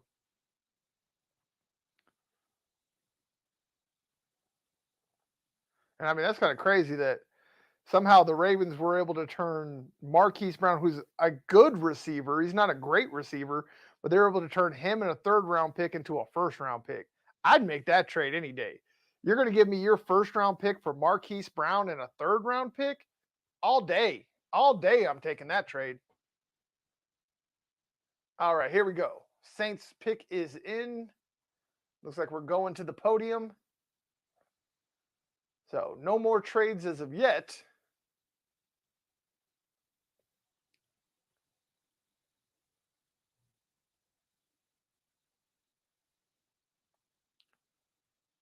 Now we got some soldiers.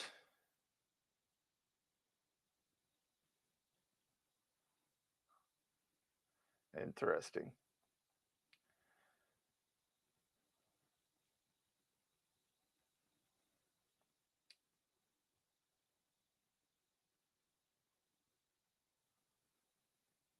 Okay, cool tribute. Can we get the pick now?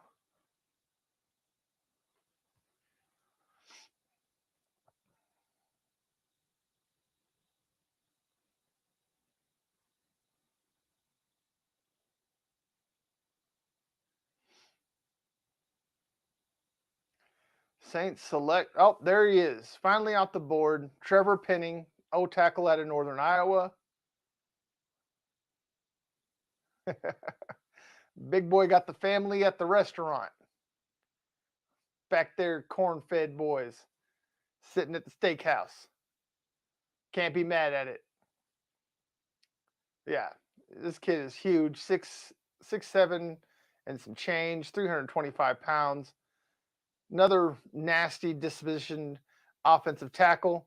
I mean, they're just showing him just wrecking folk, chucking dudes 5 yards down the line, or down the field, and getting to the second level. Plenty of athleticism, just murking defensive backs and linebackers, manhandling defensive ends and defensive tackles alike. Comes from a smaller school out of Northern Iowa, but I mean, as Broncos fans that are here, y'all seen what Quinn Miners was able to do out of Whitewater. So, not always the size of the school that matters. It's the size of the dog and the fight in that dog that truly matters. And Trevor Penning gets some respect, goes number 19 overall to the Saints, who needed an offensive tackle and have actually done a really good job of drafting tackles, especially of late. So they probably got themselves another good find. Now we got the Pittsburgh Steelers up on the clock at number 20 overall. Biggest need being quarterback. Uh, Probably the most glaring quarterback need. And again, hometown kid Kenny Pickett is sitting there right for the picking. I don't see how he slides past 20. I've also been talking to a friend of mine who's a huge Steelers fan. He also did scouting for the University of Pittsburgh. So he got to see him firsthand. Say he loved the way he looked. Probably the most NFL ready quarterback in the draft, which I agree. He's not the most talented, but he's definitely the most ready. And I just don't see how the Steelers let the hometown kid slide any farther. I think this is where we finally see the first quarterback come off the board, which is insane to me.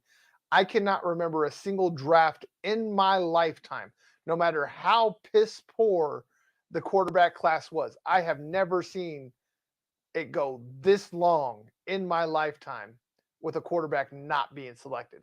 That should tell you all you need to know about this quarterback class and what I've been screaming all off season. This is a absolutely piss poor quarterback class, and it's being proven with the fact that we are now 20 picks in and not a single quarterback has been taken yet. I'm going to feel really bad for these kids that are sitting up there. I think this is why Kenny Pickett decided he was not going to the draft, because Malik Willis is sitting up there looking crazy right now. I know he is. Because I know he's been oh, yeah, if you're there at 10, 11, 12, 13, etc., we're going to come and get you. And we're now at 20, and we've had 5 teams move up, and none of them were for a quarterback. That's another thing. I've never seen this much movement and no quarterbacks taken. So not even just a regular draft where everybody's just letting it fall and nobody that's picked yet really needs a quarterback or has a quarterback available that fits their needs. There's nothing happening at the quarterback position at this point. That's insane to me because of the way that quarterbacks are valued. Are franchises finally understanding that just because they're a quarterback doesn't make them valuable? That would be a shock. The NFL tends to not want to accept mistakes.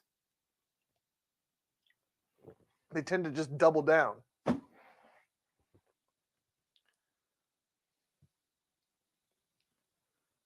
But I guess here we are. 20 picks in, not a single quarterback in sight. And the Steelers have their pick in, but it is still commercial break. So it's going to be a while before we see who it is they select. Again, I think it's Kenny Pickett. Y'all think differently? Let me know. But I'm seeing a Kenny Pickett here.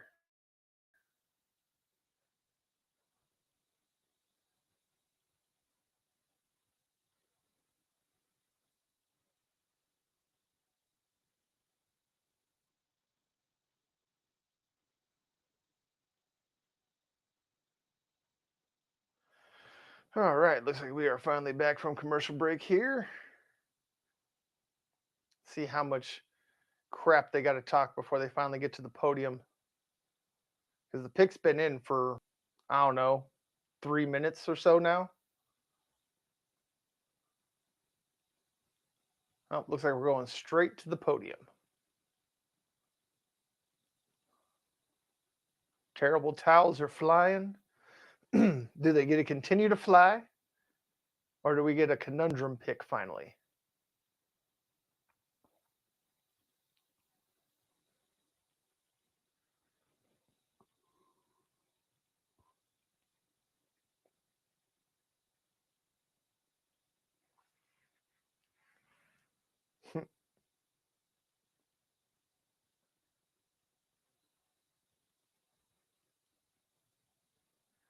Man, that's a big Ferris wheel.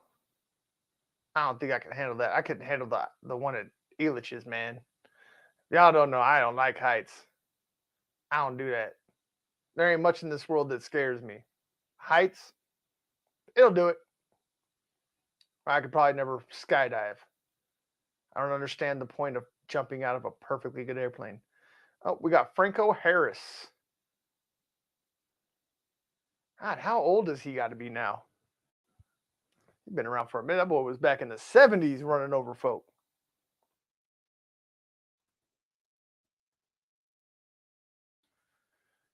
Yep, I thought so. He is 72 years old. He's getting up there. Still looks good for 72, I will say.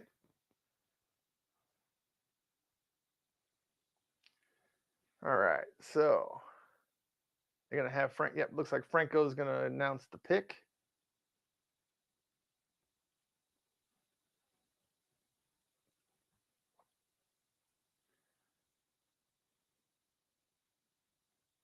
He looks a little too excited. This has got to be Kenny Pickett.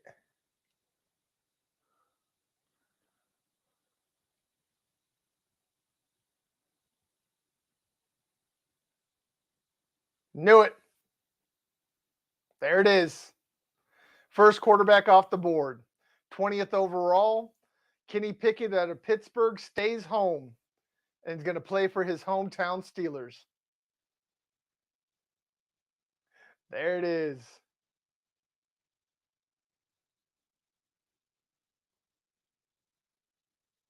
Ah, he's losing it. He's losing. I get it, brother. Let all the emotions flow. Let them all flow. You know, this is what he wanted. Again, not the most talented quarterback in the game or in the draft, but he is definitely the most pro ready. And so, Mitch Trubisky, you thought you had a starting position, you don't anymore. There's no way that this kid is going to allow you to have that seat. I mean, his hand, everybody makes a big deal about his hand size. There's only been two other quarterbacks picked with hands the size of his in the first round. That's Michael Vick, and I can't remember the other guy's name. If you get anything like Michael Vick, you'll take it. But the other guy, like I said, I can't remember his name because he was pretty insignificant. He never did anything in the league. But you worry about the arm and the elements. But if you're Pittsburgh, probably not as much because he did play in Pittsburgh. He played literally in the same elements at the University of Pitt as he will with the Steelers. So I think that's really why they end up with this pick. I mean, it just made too much sense. A lot like the Aiden Hutchinson pick earlier to Detroit. It was just destined to be. Pickett, the Steelers are smart. They don't panic. They don't move up. They see that, teams aren't really running after the quarterbacks. They see that he's going to hold himself to account. And he was going to fall. Again, they didn't panic. Didn't have to move up. And they get their guy. And he has a chance to be a very good quarterback. He is a poor man's Drew Brees. He's never going to reach the ceiling of a Drew Brees, but he has that type of game. He's not going to wow you with the big arm, but his accuracy is insane. And we have another trade. The Chiefs have moved up to number 21 overall. Oh, this is getting insane, y'all. All right, what's the Kansas City trade?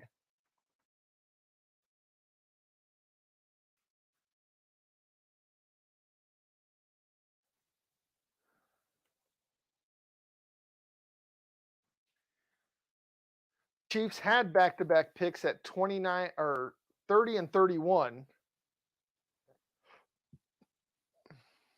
Or no, 29 30. Yeah. So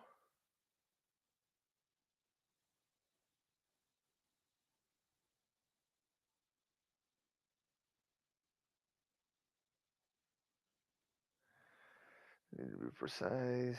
Da, da, da, da.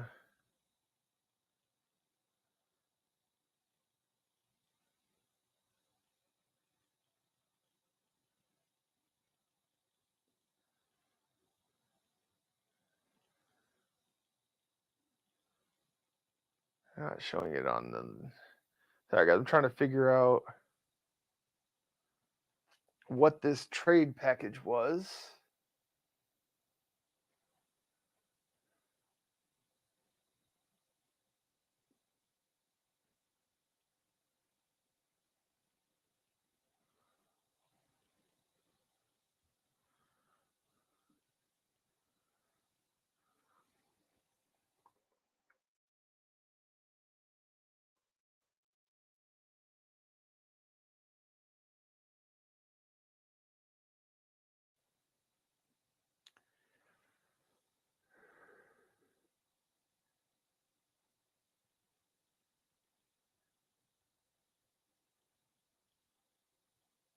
And there's like nothing here. Their pick is already in, and nobody has anything on the trade.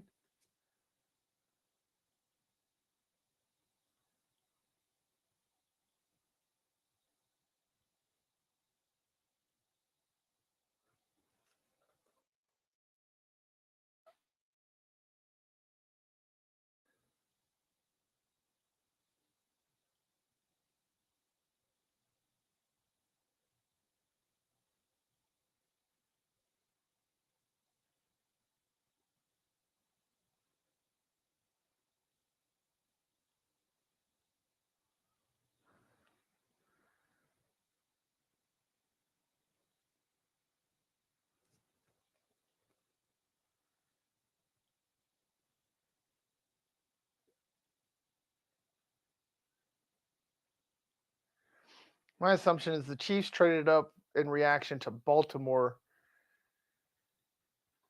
And this run on wide receivers might have them taking another one, maybe a Sky Moore. Interested why they would trade up right here. Oh, cornerback Trent McDuffie out of Washington. Not a terrible pick.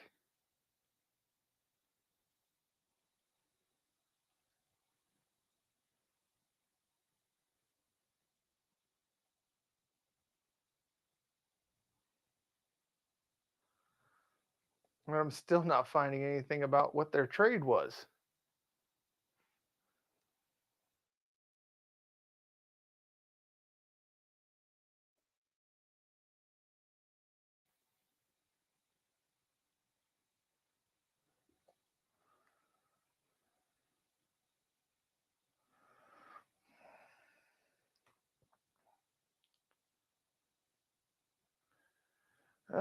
What?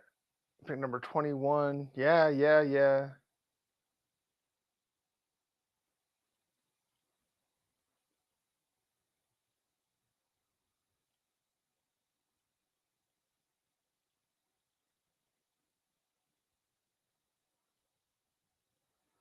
Okay, here we go.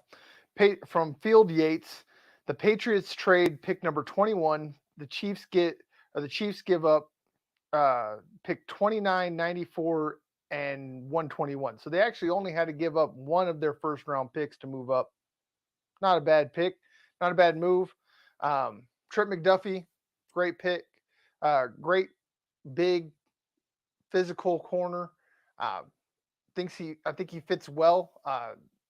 Perfect kind of corner for the division that he's in with Cortland Sutton, KJ Hamler, Jerry Jeudy, Devontae Adams, etc. that are now in the division. They need corners. They need defensive backs, and they got a good, big, physical, fast corner that can do both outside and slot duty. So he can just follow whoever the other team's number one wide receiver is around and a potential lockdown. He's not on the same level as a Stingley Jr. or Sauce Gardner, but he's definitely a first-round caliber cornerback. And Chiefs got themselves a good one there to go ahead and help shore up that defensive backfield.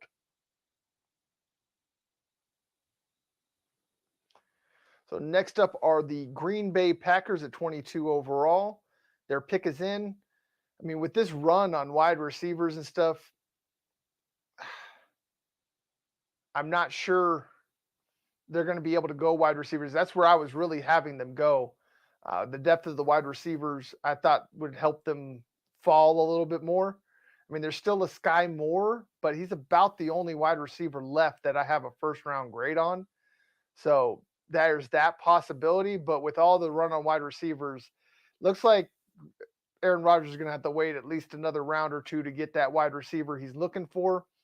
So I'm going to say with the recent run on cornerbacks, they probably take Kyrielum here or a pass rusher in the Jermaine Johnson, George Karlaftis. Probably more Jermaine Johnson. He's more of a fit for that defense. So I could definitely see him going here.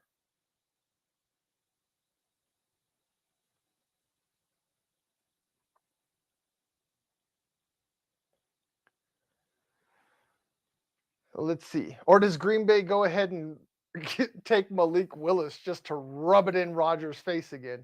That would be hilarious.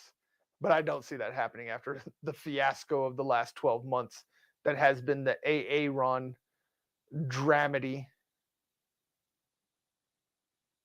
All right, here comes Goodell.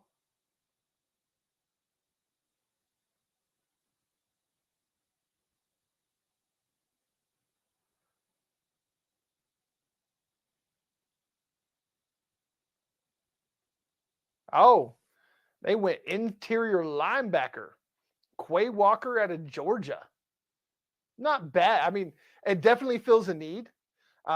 Rodgers probably isn't too happy about the fact that he doesn't get a wide receiver to replace Devontae Adams. But there is a lot of talk about Debo going to Green Bay. I don't see San Francisco allowing Debo to stay in the NFC if they do trade him. So I see that as highly unlikely. But I mean, we've also seen some crazier things like earlier in this draft, we watched two teams in the same division swap picks. So the old rules don't seem to apply anymore. Things are getting crazy and chaos is definitely happening.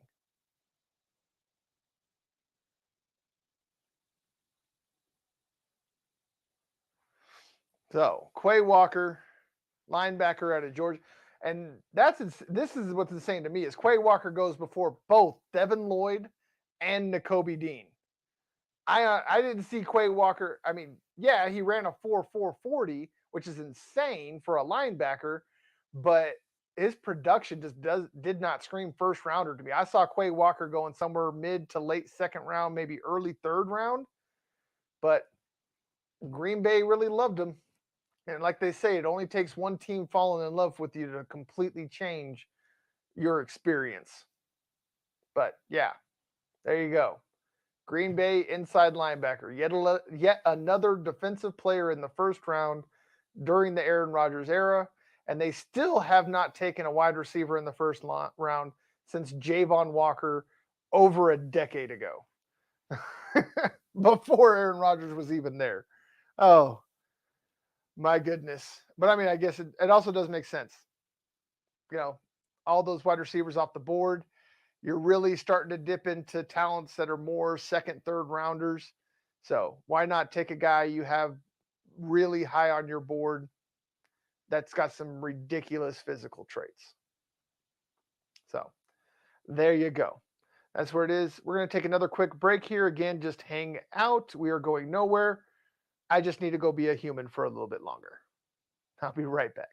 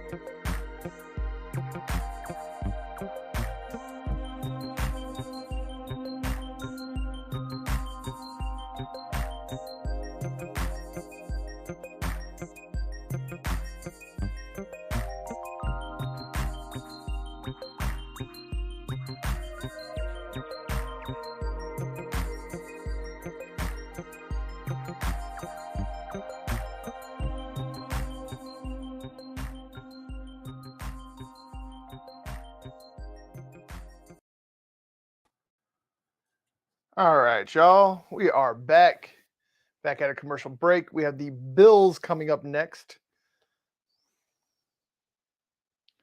with the 23rd overall pick. The Bills, after the Ravens moved up to the 23rd overall pick with the Marquise Brown trade, the Bills have moved up to 23rd overall, trading up, giving the Ravens the 25th overall pick this year's draft and a fourth round pick next year to go ahead and move up 2 spots to get their guy. Let's see who this is. I'm saying pass rusher. I say Jermaine Johnson the second out of Florida State.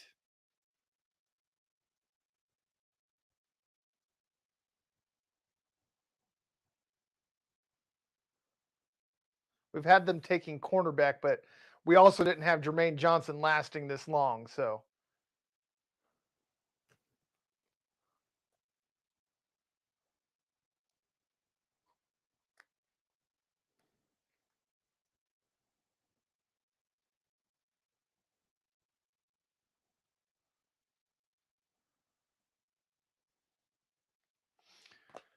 oh, they do.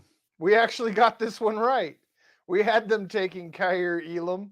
We just didn't have them trading up to do it. There we go, Dylan. Kyrielum does go to Buffalo. They just trade up to get him. And perfect. I mean, him and Tre'Davious White.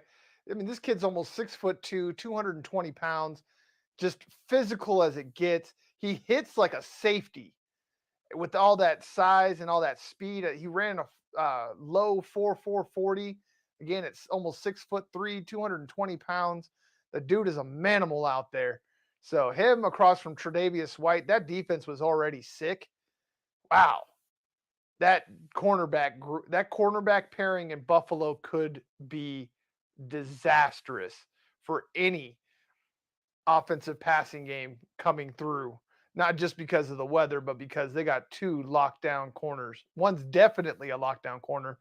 The other one has all the potential, physical ability, attributes, and all of that to definitely become a lockdown corner as long as he gets the right tutelage.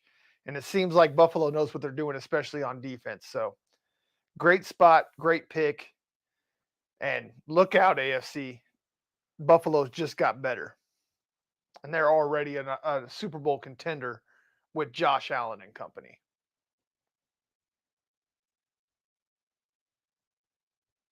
Next up, Dallas is finally on the clock at 24 overall. In round one, they're about halfway through their time. It's about 5 minutes left here. So we will see who they pick. I think I'm going to stick with offensive line here. Excuse me. I see this is where the top center in the draft goes. Dallas takes Tyler Linderbaum. They might not start him at center, but he can play over at guard. Let him go there. Dallas loves their first round offensive linemen. I mean, they're almost their entire offensive line outside of Lyle Collins was either a first or second round pick. So they have no qualms about going big man in the first round, and they've proven that it has serious dividends. So we'll see if Dallas continues the trend and goes offensive line. I think they do, and I think it's Tyler Linderbaum.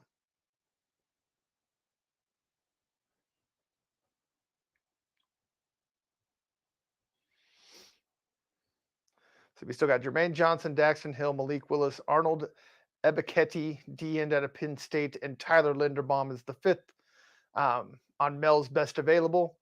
To me, best fit, best player, Tyler Linderbaum. I mean, they could also go Jermaine Johnson, replace Randy Gregory. That would be a smart pick.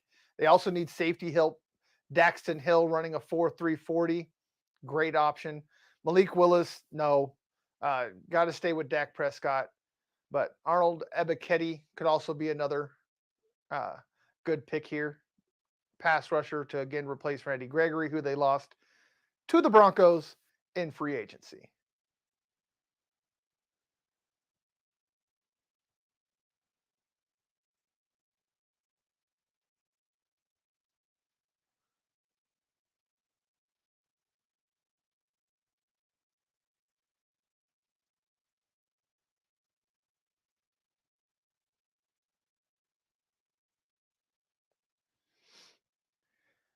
And they have still not made a pick.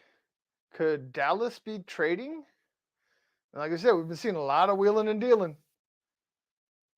Could they possibly trade back, gain some extra capital?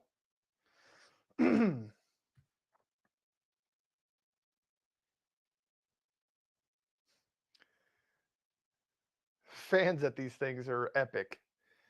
We got some dude that's got a helmet on with 5 blue lights. That thing's got to be heavy. That boy head gonna be hanging before the end of the night. Nakobe Dean up here looking like Neo.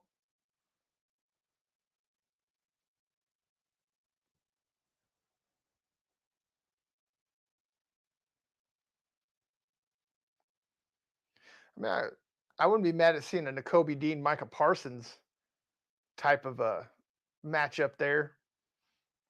Let Parsons really be versatile and just play wherever. Let Nakobe Dean monitor the middle of the field. That could be a bit scary with that type of athleticism at the linebacker position. But I still think this is where Tyler Linderbaum goes. The pick is officially in. Cowboys are ready. Let's see where they go. Jermaine Johnson or Tyler Linderbaum. I still say Linderbaum.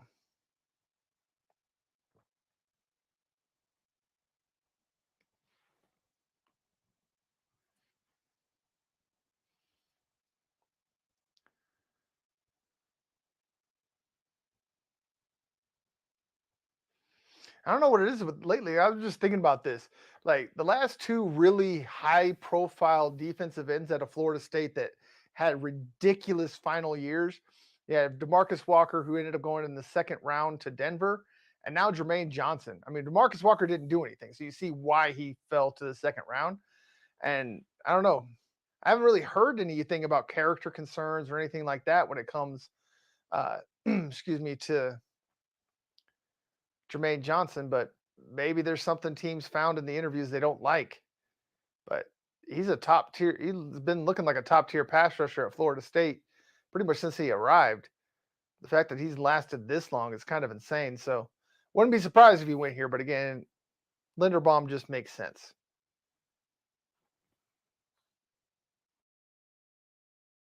Okay, well, they went offensive line. Tyler Smith, offensive tackle out of Tulsa. I mean, I know they lost Lyle Collins, but I did not see Tyler Smith going before the 3rd round. At the most, late 2nd round. But he just done jumped all the way up into the 1st round due to this is where you get this is what we were talking about when you go for need instead of best player available. When you look at the people that are available right now, Nakobe Dean, Devin Lloyd, Jermaine Johnson, and you go with Tyler Smith. I mean, it's hard to fault the Cowboys because they have done a very good job of drafting offensive linemen, but I don't see why you're snatching him up. There, you can't have a fear that he doesn't last to you in the 2nd round. I have not seen this man go before the 3rd round in any mock draft. So here goes with Jerry, probably going to blame Steven for this one, just like he did with the taco pick. But yeah, Tyler Smith out of Tulsa, offensive tackle. I wasn't even prepared to talk about that kid till tomorrow. I'm sorry I don't have much tidbits on you or a comp or anything of that nature. This one's completely taken me by surprise. That's the 1st round surprise I guess we're always waiting for. Right there. Tulsa, small school, big kid. Uh, went to a good place though. I mean, Dallas, they have a really good offensive line coach. They've had a really good offensive line for several years. Excuse me. And like I said, they've done a pretty dang good job, especially as of late, of evaluating offensive linemen. So I'll give them the benefit of the doubt. And we'll see if Tyler Smith turns into another one of those great offensive line picks by the Cowboys that they've done over the last about 4 or 5 years.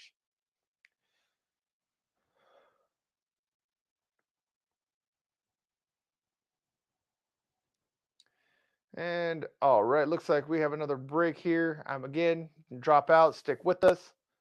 I will be right back.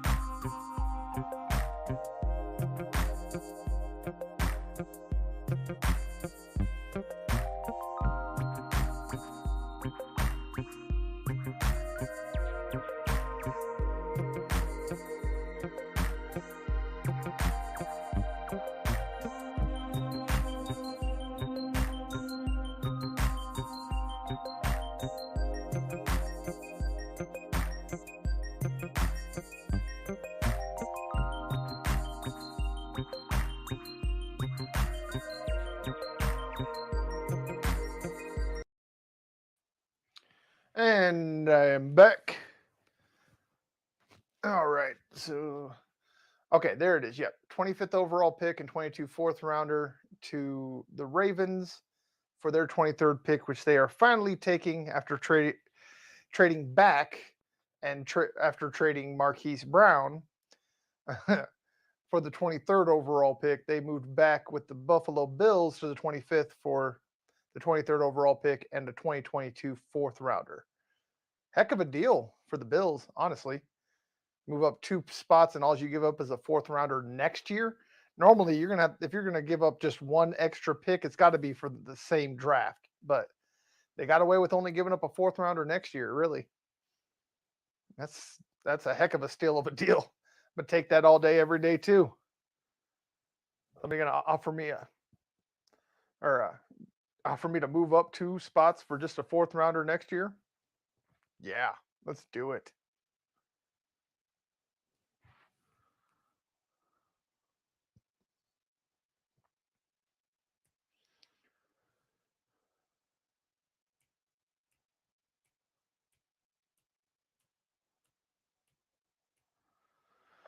Well, it looks like the Ravens pick is in, so they are officially making this pick. No more trades as of yet. And still no Broncos trades. There's been a lot of talk about Broncos trades in Broncos country. I haven't found anything else. That's why I've kind of not really talked about it much. But there was always the potential with them still having 10 picks even after the Russell Wilson trade, and 5 of them being in the top 120. But as of right now, no movement, no talk.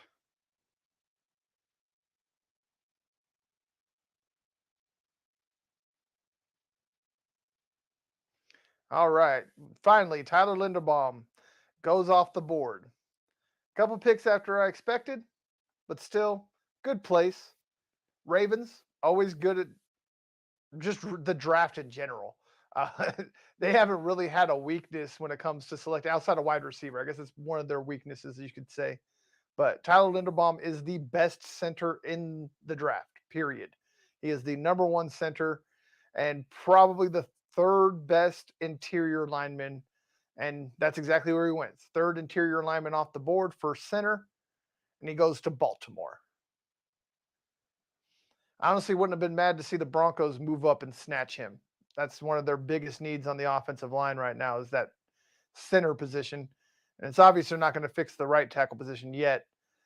Most of those guys are off the board. And the best right tackle got taken by the Dallas Cowboys, which again, he was a second round grade for me, but try to give them the benefit of the doubt when it comes to offensive linemen.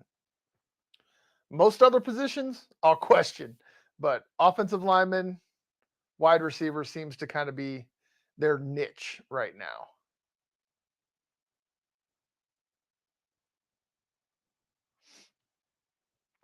But Tyler Linderbaum, just another one of those Iowa Hawkeyes. They seem to just pump out the offensive lineman. And they pumped out another. You got a brother that looked like I don't know if he's a brother, cousin, whatever. He looked like he belonged on the offensive line too. Oh, I guess he a heavyweight state champion, 2A wrestling out of Iowa State.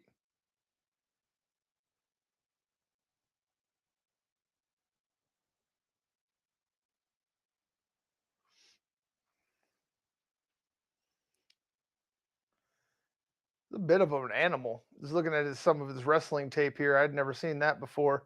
But he's definitely got an anchor. He's definitely nasty. He'll get in the trenches with you. He will fight tooth and nail.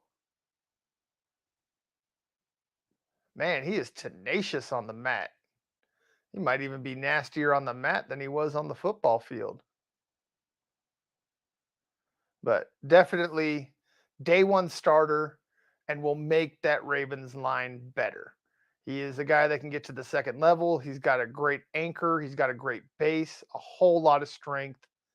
And he's just, again, nasty. That nasty disposition you want in an offensive lineman or a lineman in general.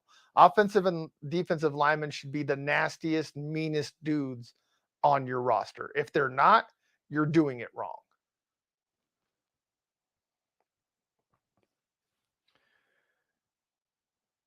All right, look at that. We got as many likes as we got people. I like it. Keep it up. Remember, all the socials are down in the description. All you got to do is click on the link. The Jets are on the clock at 26th overall. Do we have another trade? Goodness gracious, it's getting to be impossible keeping up with these things.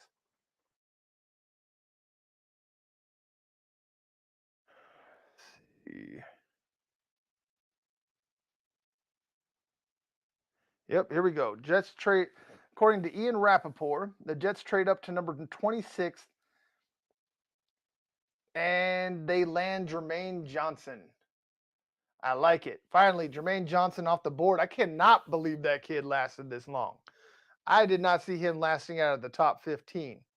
But here we are, 26th overall, and the Jets get them a pass rusher. 3 picks in the first round. New York, they consider him at their earlier spots. Now get him at 26. Let's see. Okay, here's the terms. The Jets get number 26 and 101 overall for three picks, 35th, 69th, and 163 overall. So they were able to trade up into the first round and got a first and a third for a second, third, and fourth round pick. So there it is. Jermaine Johnson finally off the board at 26th overall. I honestly wouldn't have been mad at the Broncos moving up to snatch that kid. And this is making me wonder, does a Nakobe Dean or a Devin Lloyd fall all the way into the 6th round? That to me is the most insane thing. Devin Lloyd and Nakobe Dean are absolute beasts. They are modern day middle linebackers. They are what you want. And they are just dropping like a rock in the ocean. All right, Jets. After them is the Tampa Bay Buccaneers are up next, 27th overall.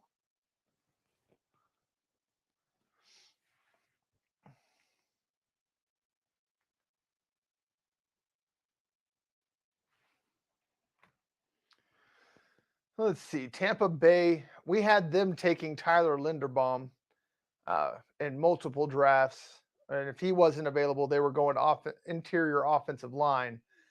But with the run on interior offensive line over the last 5 picks and that second tier offensive tackle going, Tyler Smith, that is Tulsa, I don't see them. I mean, unless they reach for another one, another offensive lineman, I don't see them going there. Sky Moore is the only wide receiver I'd have left that I would see in the first round. Oh, we have another trade.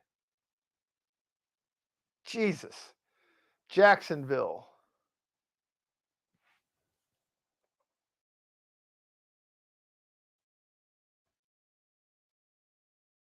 Makes sense. Like I said, they were looking at offensive linemen and they're all gone.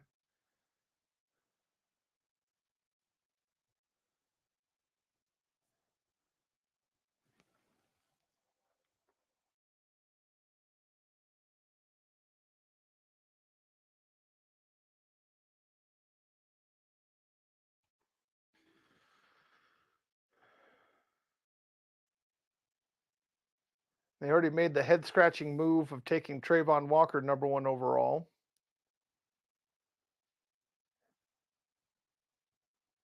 See if we can find out the parameters of this trade.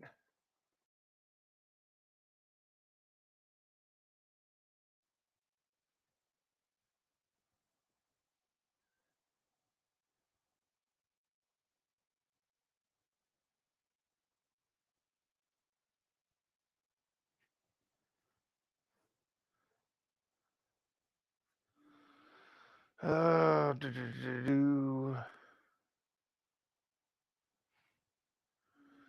see Jaguars have made a trade and are now on the clock, but nobody has the parameters yet.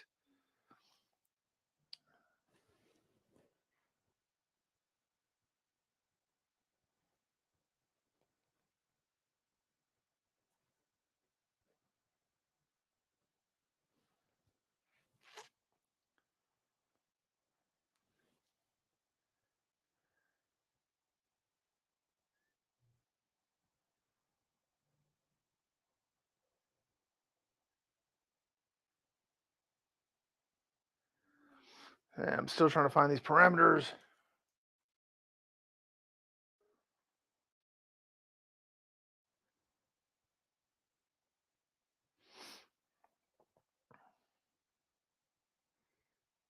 Here we go. According to Field Yates, the Bucks trade pick number 27 to the Jaguars for picks 33, 106, and 180. So the Jaguars had to give up their second, fourth, and fifth to move up 5 spots. Or no, 6 spots. Sorry. 6 spots all the way up to 27 to get their guy. I'm perplexed. I'm not sure who they would have moved. I mean, unless they're moving up to get one of those linebackers we were talking about, Nakobe Dean, whatever, because there's no offensive linemen left that are worth a first round pick. Uh, I really don't see any offensive lineman that needs to go at this point.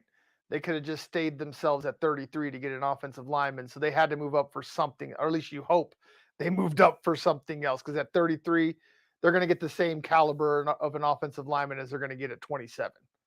So my only guess is maybe a George Karlaftis, maybe another pass rusher. I know it sounds insane, but they made the stupid move earlier. Really trying to think of who is available that they would have traded up for.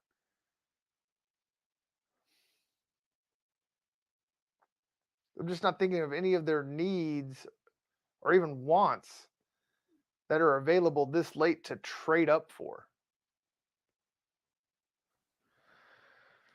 I'm going to look at best available here.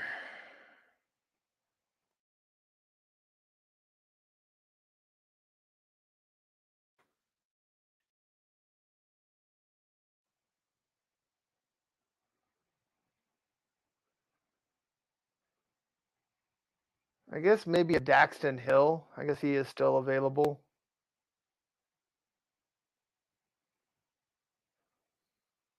Definitely not for a quarterback. Maybe Devontae Wyatt. I guess that would make sense. There's a couple of teams that might snatch him up before he gets to 33.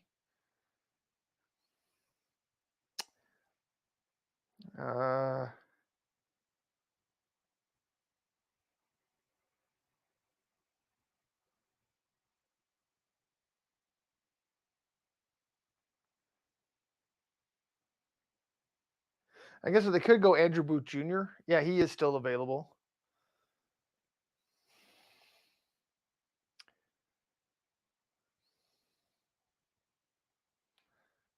Yeah, that would make the most sense, because he'd probably be the least likely. Him or Devontae Wyatt would be the least likely. And there's a bit of a drop off between Andrew Booth Jr. and Kyler Gordon.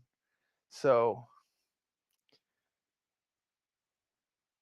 yeah, I think that's where I'll go. Andrew Booth Jr., cornerback out of Clemson.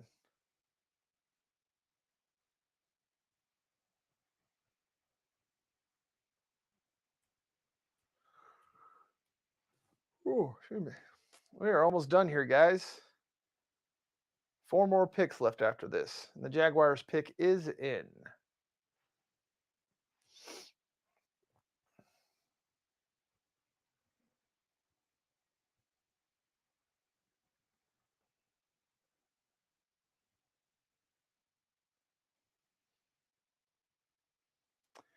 He's showing Daxton Hill, but no phone call, which is something they were trying to stop doing. The NFL wanted them to stop doing, so people didn't know until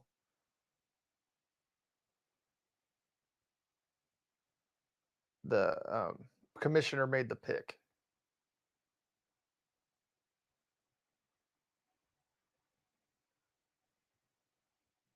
Devin Lloyd getting comfy, then took his jacket off.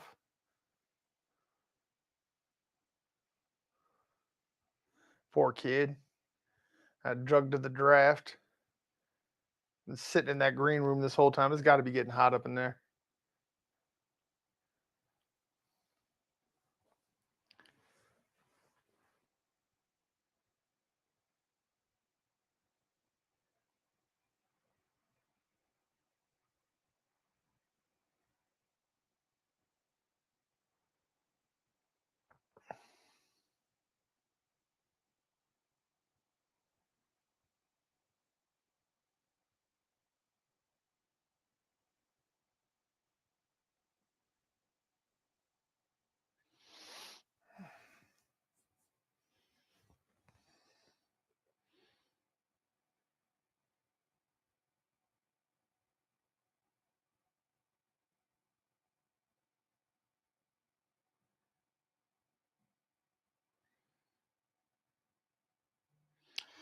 All right, we finally have the pick in.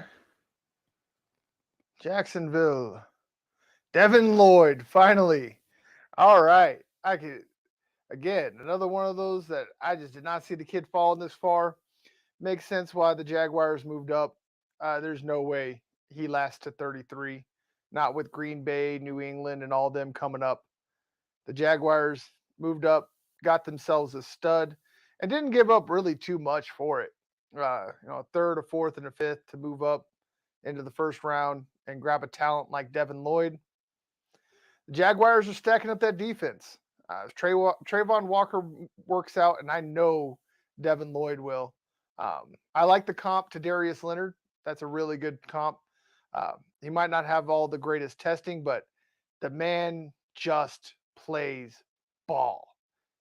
That's just all he does. He's always in the right place at the right time, makes the right decision, great awareness, great football instincts and acumen. Devin Lloyd is an absolute steal at 27 overall for the Jacksonville Jaguars. Stupid pick number 1 overall. Much better pick round number in the second first round pick they moved up to make.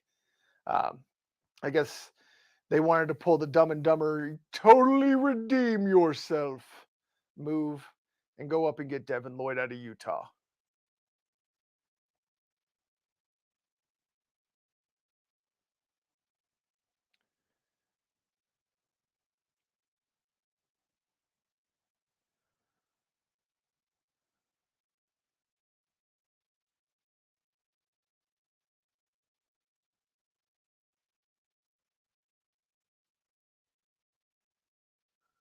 Just picked up Goodell off both feet. Yeah, I know he happy to be out that green room.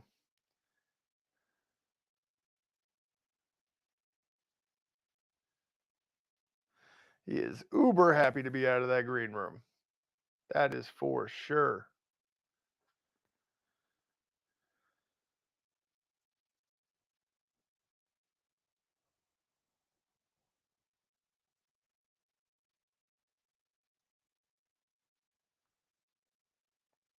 Dang, he's really. They're breaking down. I did not know the man had actually moved out to slot corner, wide left corner. Like, the man's insane and athletically gifted, but I had never seen him move out into the corner position. That's a big corner.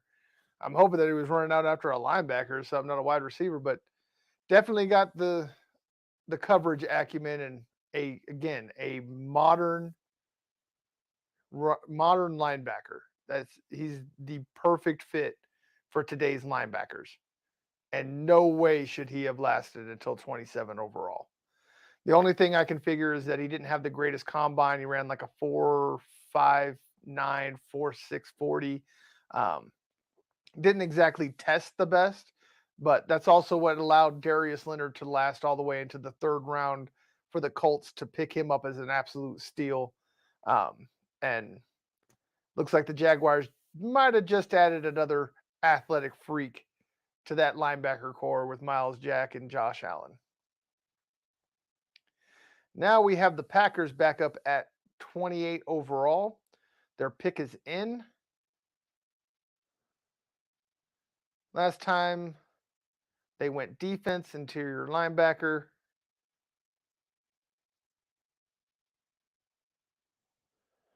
Let's see. What would they be doing?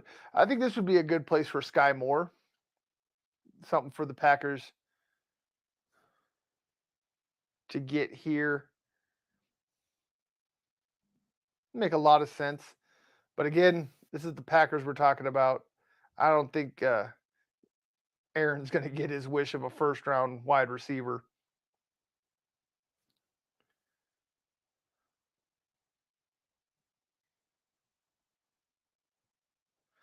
Let's see.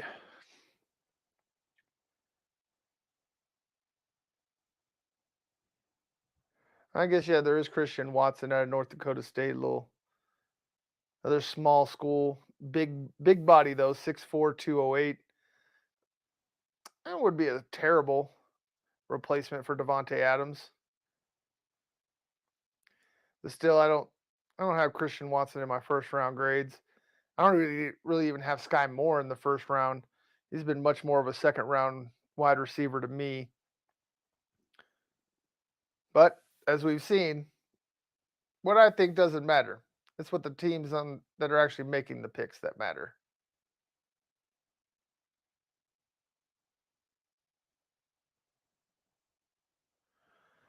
Let's see. Devin Lloyd's off the board.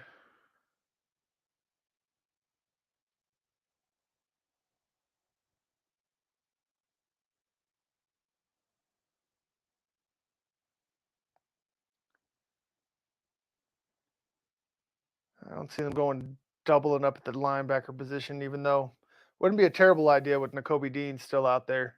If Nakobe Dean doesn't go here, he's definitely going to New England with the next pick. But I mean, they might just go ahead and snatch up Sky Moore, wide receiver. But that's just my opinion. See what else we got. They're announcing the pick now.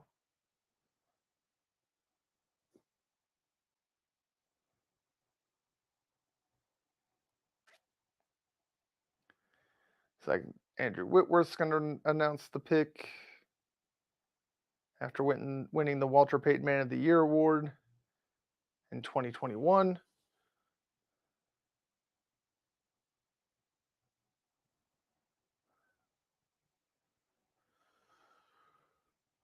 Somebody put a player's full name on the back of their jersey. Jack Youngblood. Because they had to make sure you knew what Youngblood they was talking about.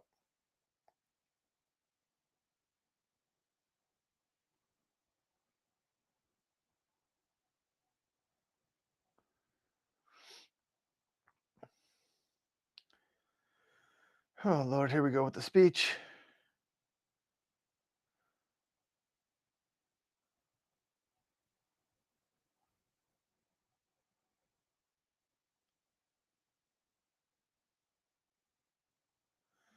Doesn't seem like he knows what to do with his hands. They keep coming in and out of his pockets. Let us see. Just announce the pick already.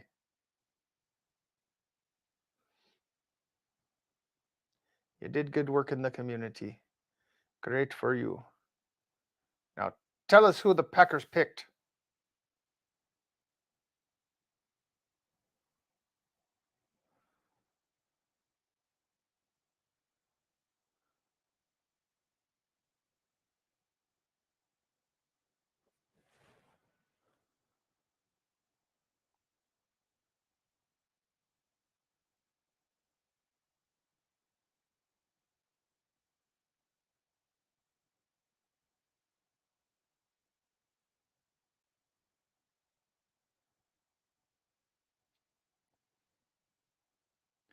And it is Devontae Wyatt, defensive tackle out of Georgia. They are stacking up the defense. Inside linebacker, interior D lineman. I mean, it's definitely needs. How happy Aaron Rodgers is going to be with all this, who knows?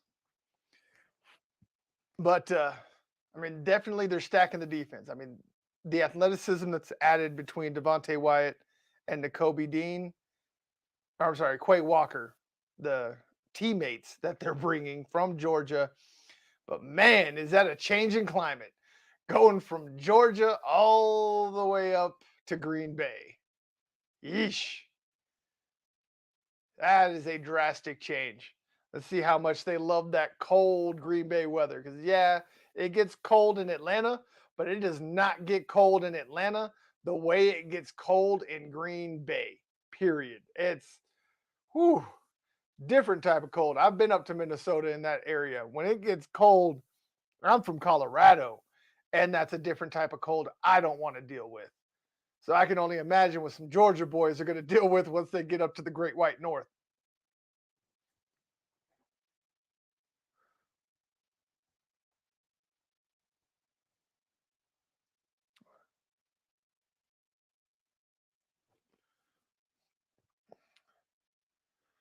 All right, yeah. Devontae Wyatt, defensive tackle out of Georgia. He's another one of those just athletic freaks. So many Georgia defenders are going to be going in this draft. It's insane. This is the reason they won the championship. It didn't have nothing to do with their quarterback play. It had nothing to do with their offense, really. Their offense did what college offenses do, which is tend to score regardless. But the reason they won that championship was that absolutely insane defense that was just littered with fourth-year starters. The experience, the athleticism, all of those things are the exact reason why the Georgia Bulldogs were national champions this year, and they're proving it in the draft. All of these first round defenders is just that's just absolutely insane. If they didn't win the championship, we'd be talking mad junk about how in the world did they have all this talent and not win something. Well, you're seeing the fruits of that labor now.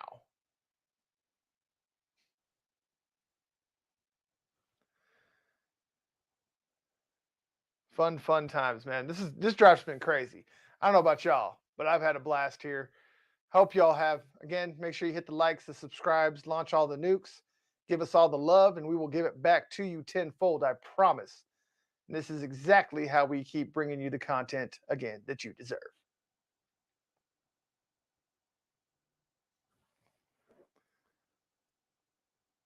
Okay.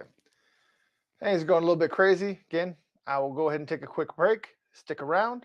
I'll be right back.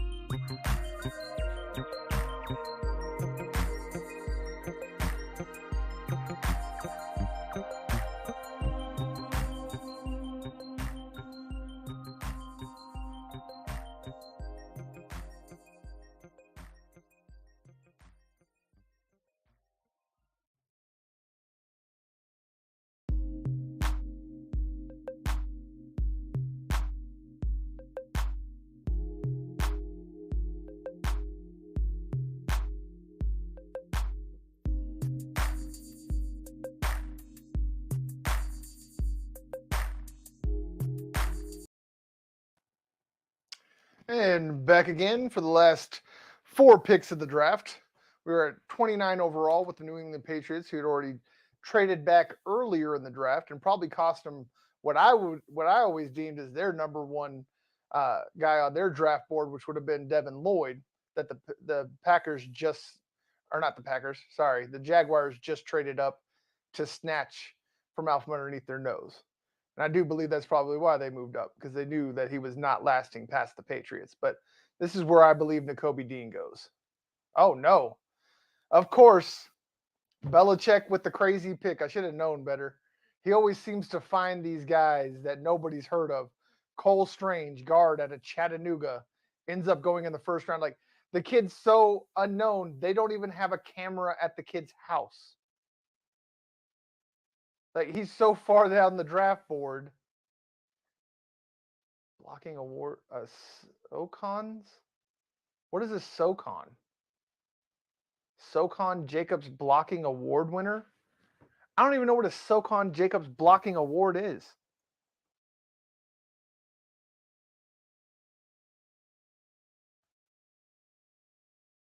What is that for? Like a D2?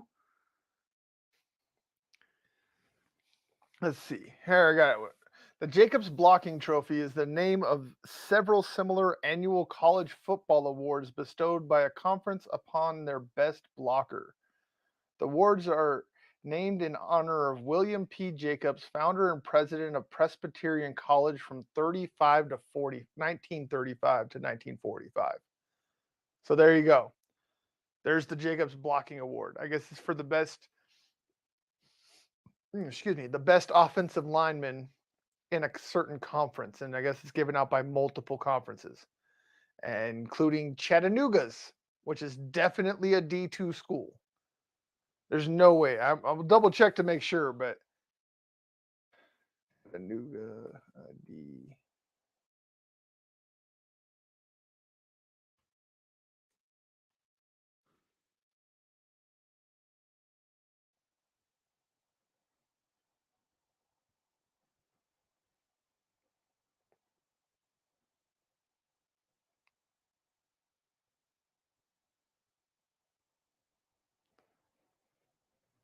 Tennessee Community College Athletic Association. He's from a junior college. Or no?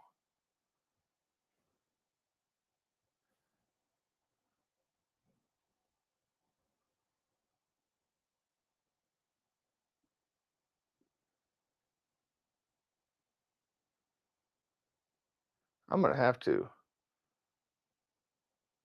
I'm going to have to do some deeper diving. I really don't know where Chattanooga is or what division that school is even in. But yeah, went ahead and snatched a kid out of Chattanooga in the first round.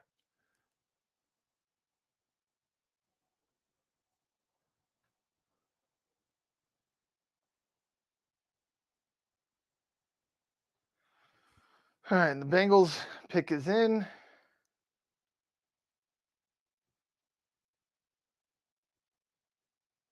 Kansas City's pick is in as well at 30.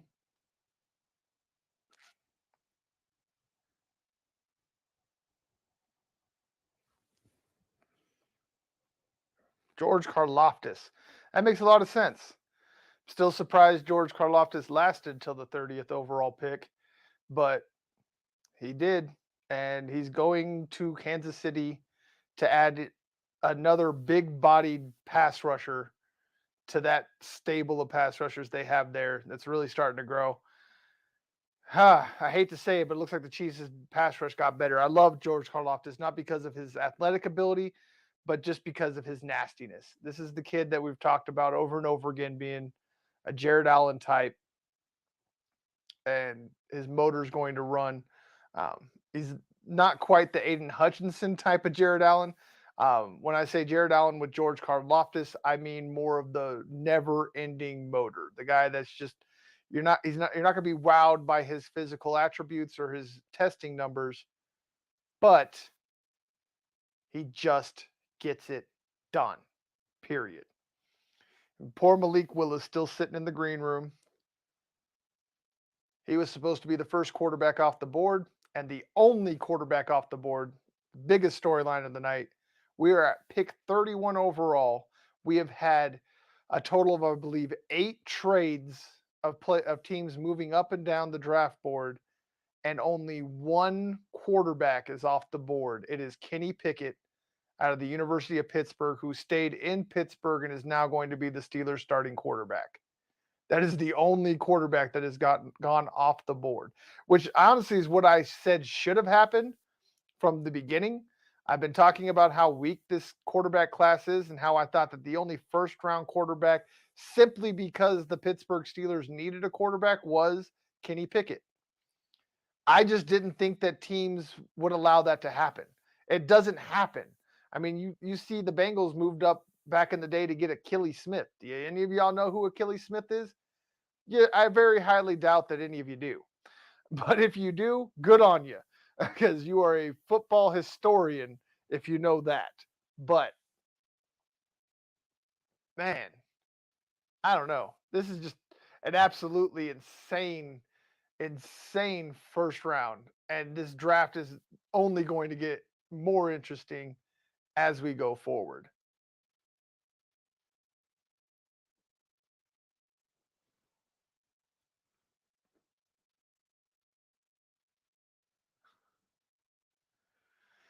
Okay. And these DirecTV commercials are starting to get me too. I don't know about it. Man, they are really dragging out these last few picks. The Bengals pick has been in for over 5 minutes now. And they went it was in for about 3 minutes before they went to commercial break. And now we're going through a full commercial break. Man, y'all need to stop dragging this out. People got other things to do. I mean, I don't, but I'm sure you guys do.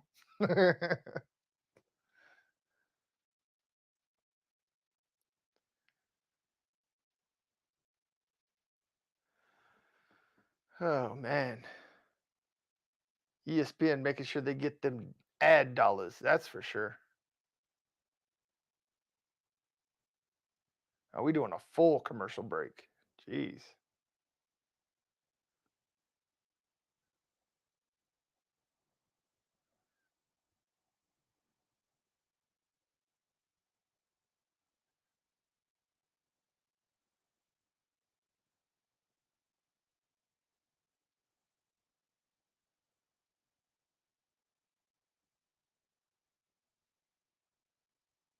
What is going on here, people? We still in commercial break. Like I said, the pick was in before they went to commercial break.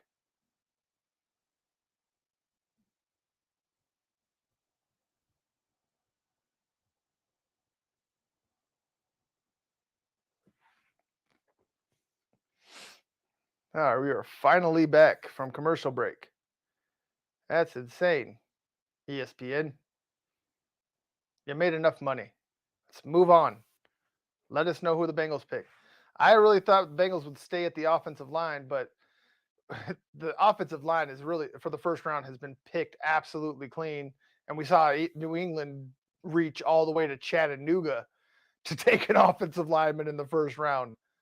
That again, I don't even remember seeing him in any mock draft, let alone in the first round. But again, that's Bill Belichick for you. He makes head scratching moves, but somehow it always seems to work out because he gets the guys that are going to do their job.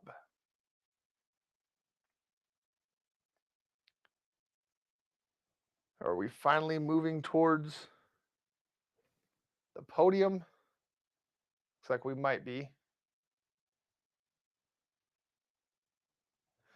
And these custom helmets some of these people have is absolutely insane.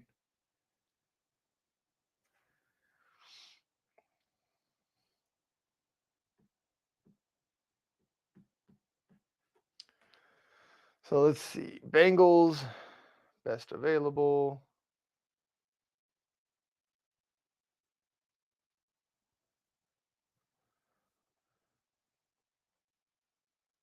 Now this is where I could see Daxton Hill going. The Bengals need some linebackers too. But again, I don't see any offensive linemen that should be going before the end of the second round, really, at this point. And they've done a pretty good job in the free agency. Get those things done. Yep, there it is, Daxton Hill. Definitely makes sense. They needed some help at the safety position. Daxton Hill's a speed demon on the back end. He is a perfect fit for a single high safety, something that the Bengals don't really do much of. Simply, really, I think because they couldn't last year, they don't blitz very often. They do a very good job of getting there with their front four. But I think with a guy like Daxton Hill, who's got the speed to really cover that whole back end, can slide in and cover your slot receivers, very physical, hits hard. I think he could allow them to now do a lot more blitzing because they're not worried whether or not the guy on the back end's going to be able to take care of the deep part of the field. And Daxton Hill's, I mean, he's a smaller safety, but he is definitely still physical enough. He can blitz. He's got a handful of sacks in his career at Michigan. Just kind of was just everywhere on the field. And the Bengals just added another really nice piece to an already stacked roster.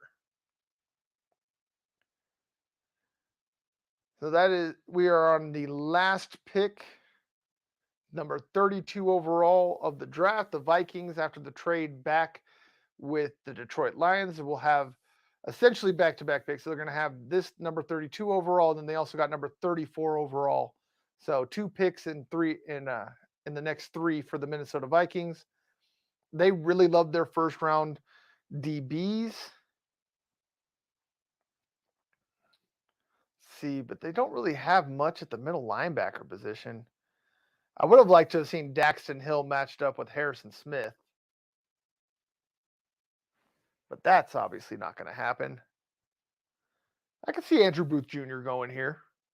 That would make a lot of sense. I mean, Jacoby Dean, definitely a possibility, but Minnesota really likes their cornerback, so I think they could grab him here.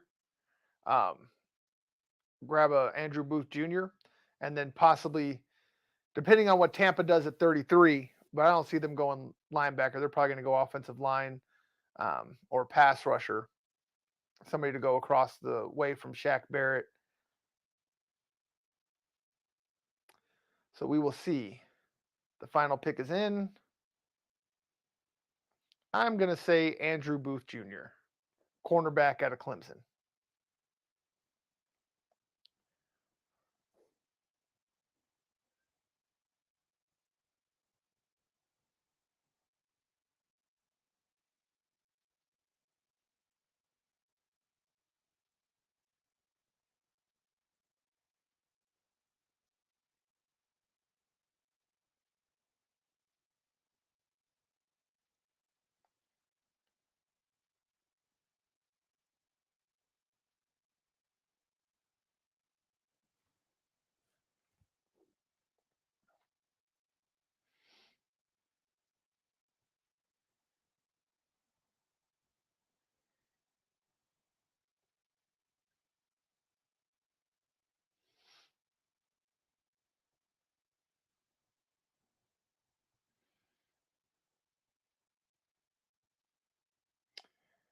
Still waiting for him to go to the podium.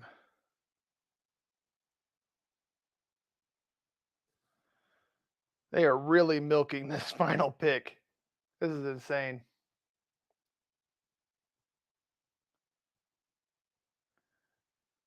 Vikings draft. Why? I don't understand. They have a person at the draft party taking video of the screen. I can see if you were taking video of the draft party, but how lame do you have to be at a party and taking video of what is on the TV screen? Super lame. Super lame. Oh, we got a Viking Mando.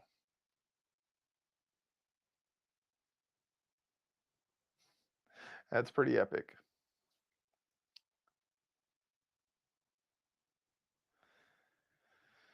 Come on.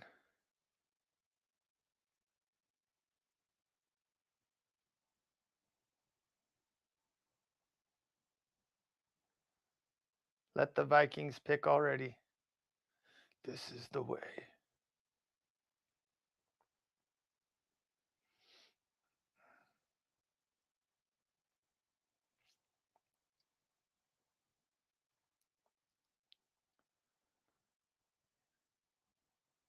Oh, Lord. Goodell somewhere found a spinning chain, and now he's wearing it.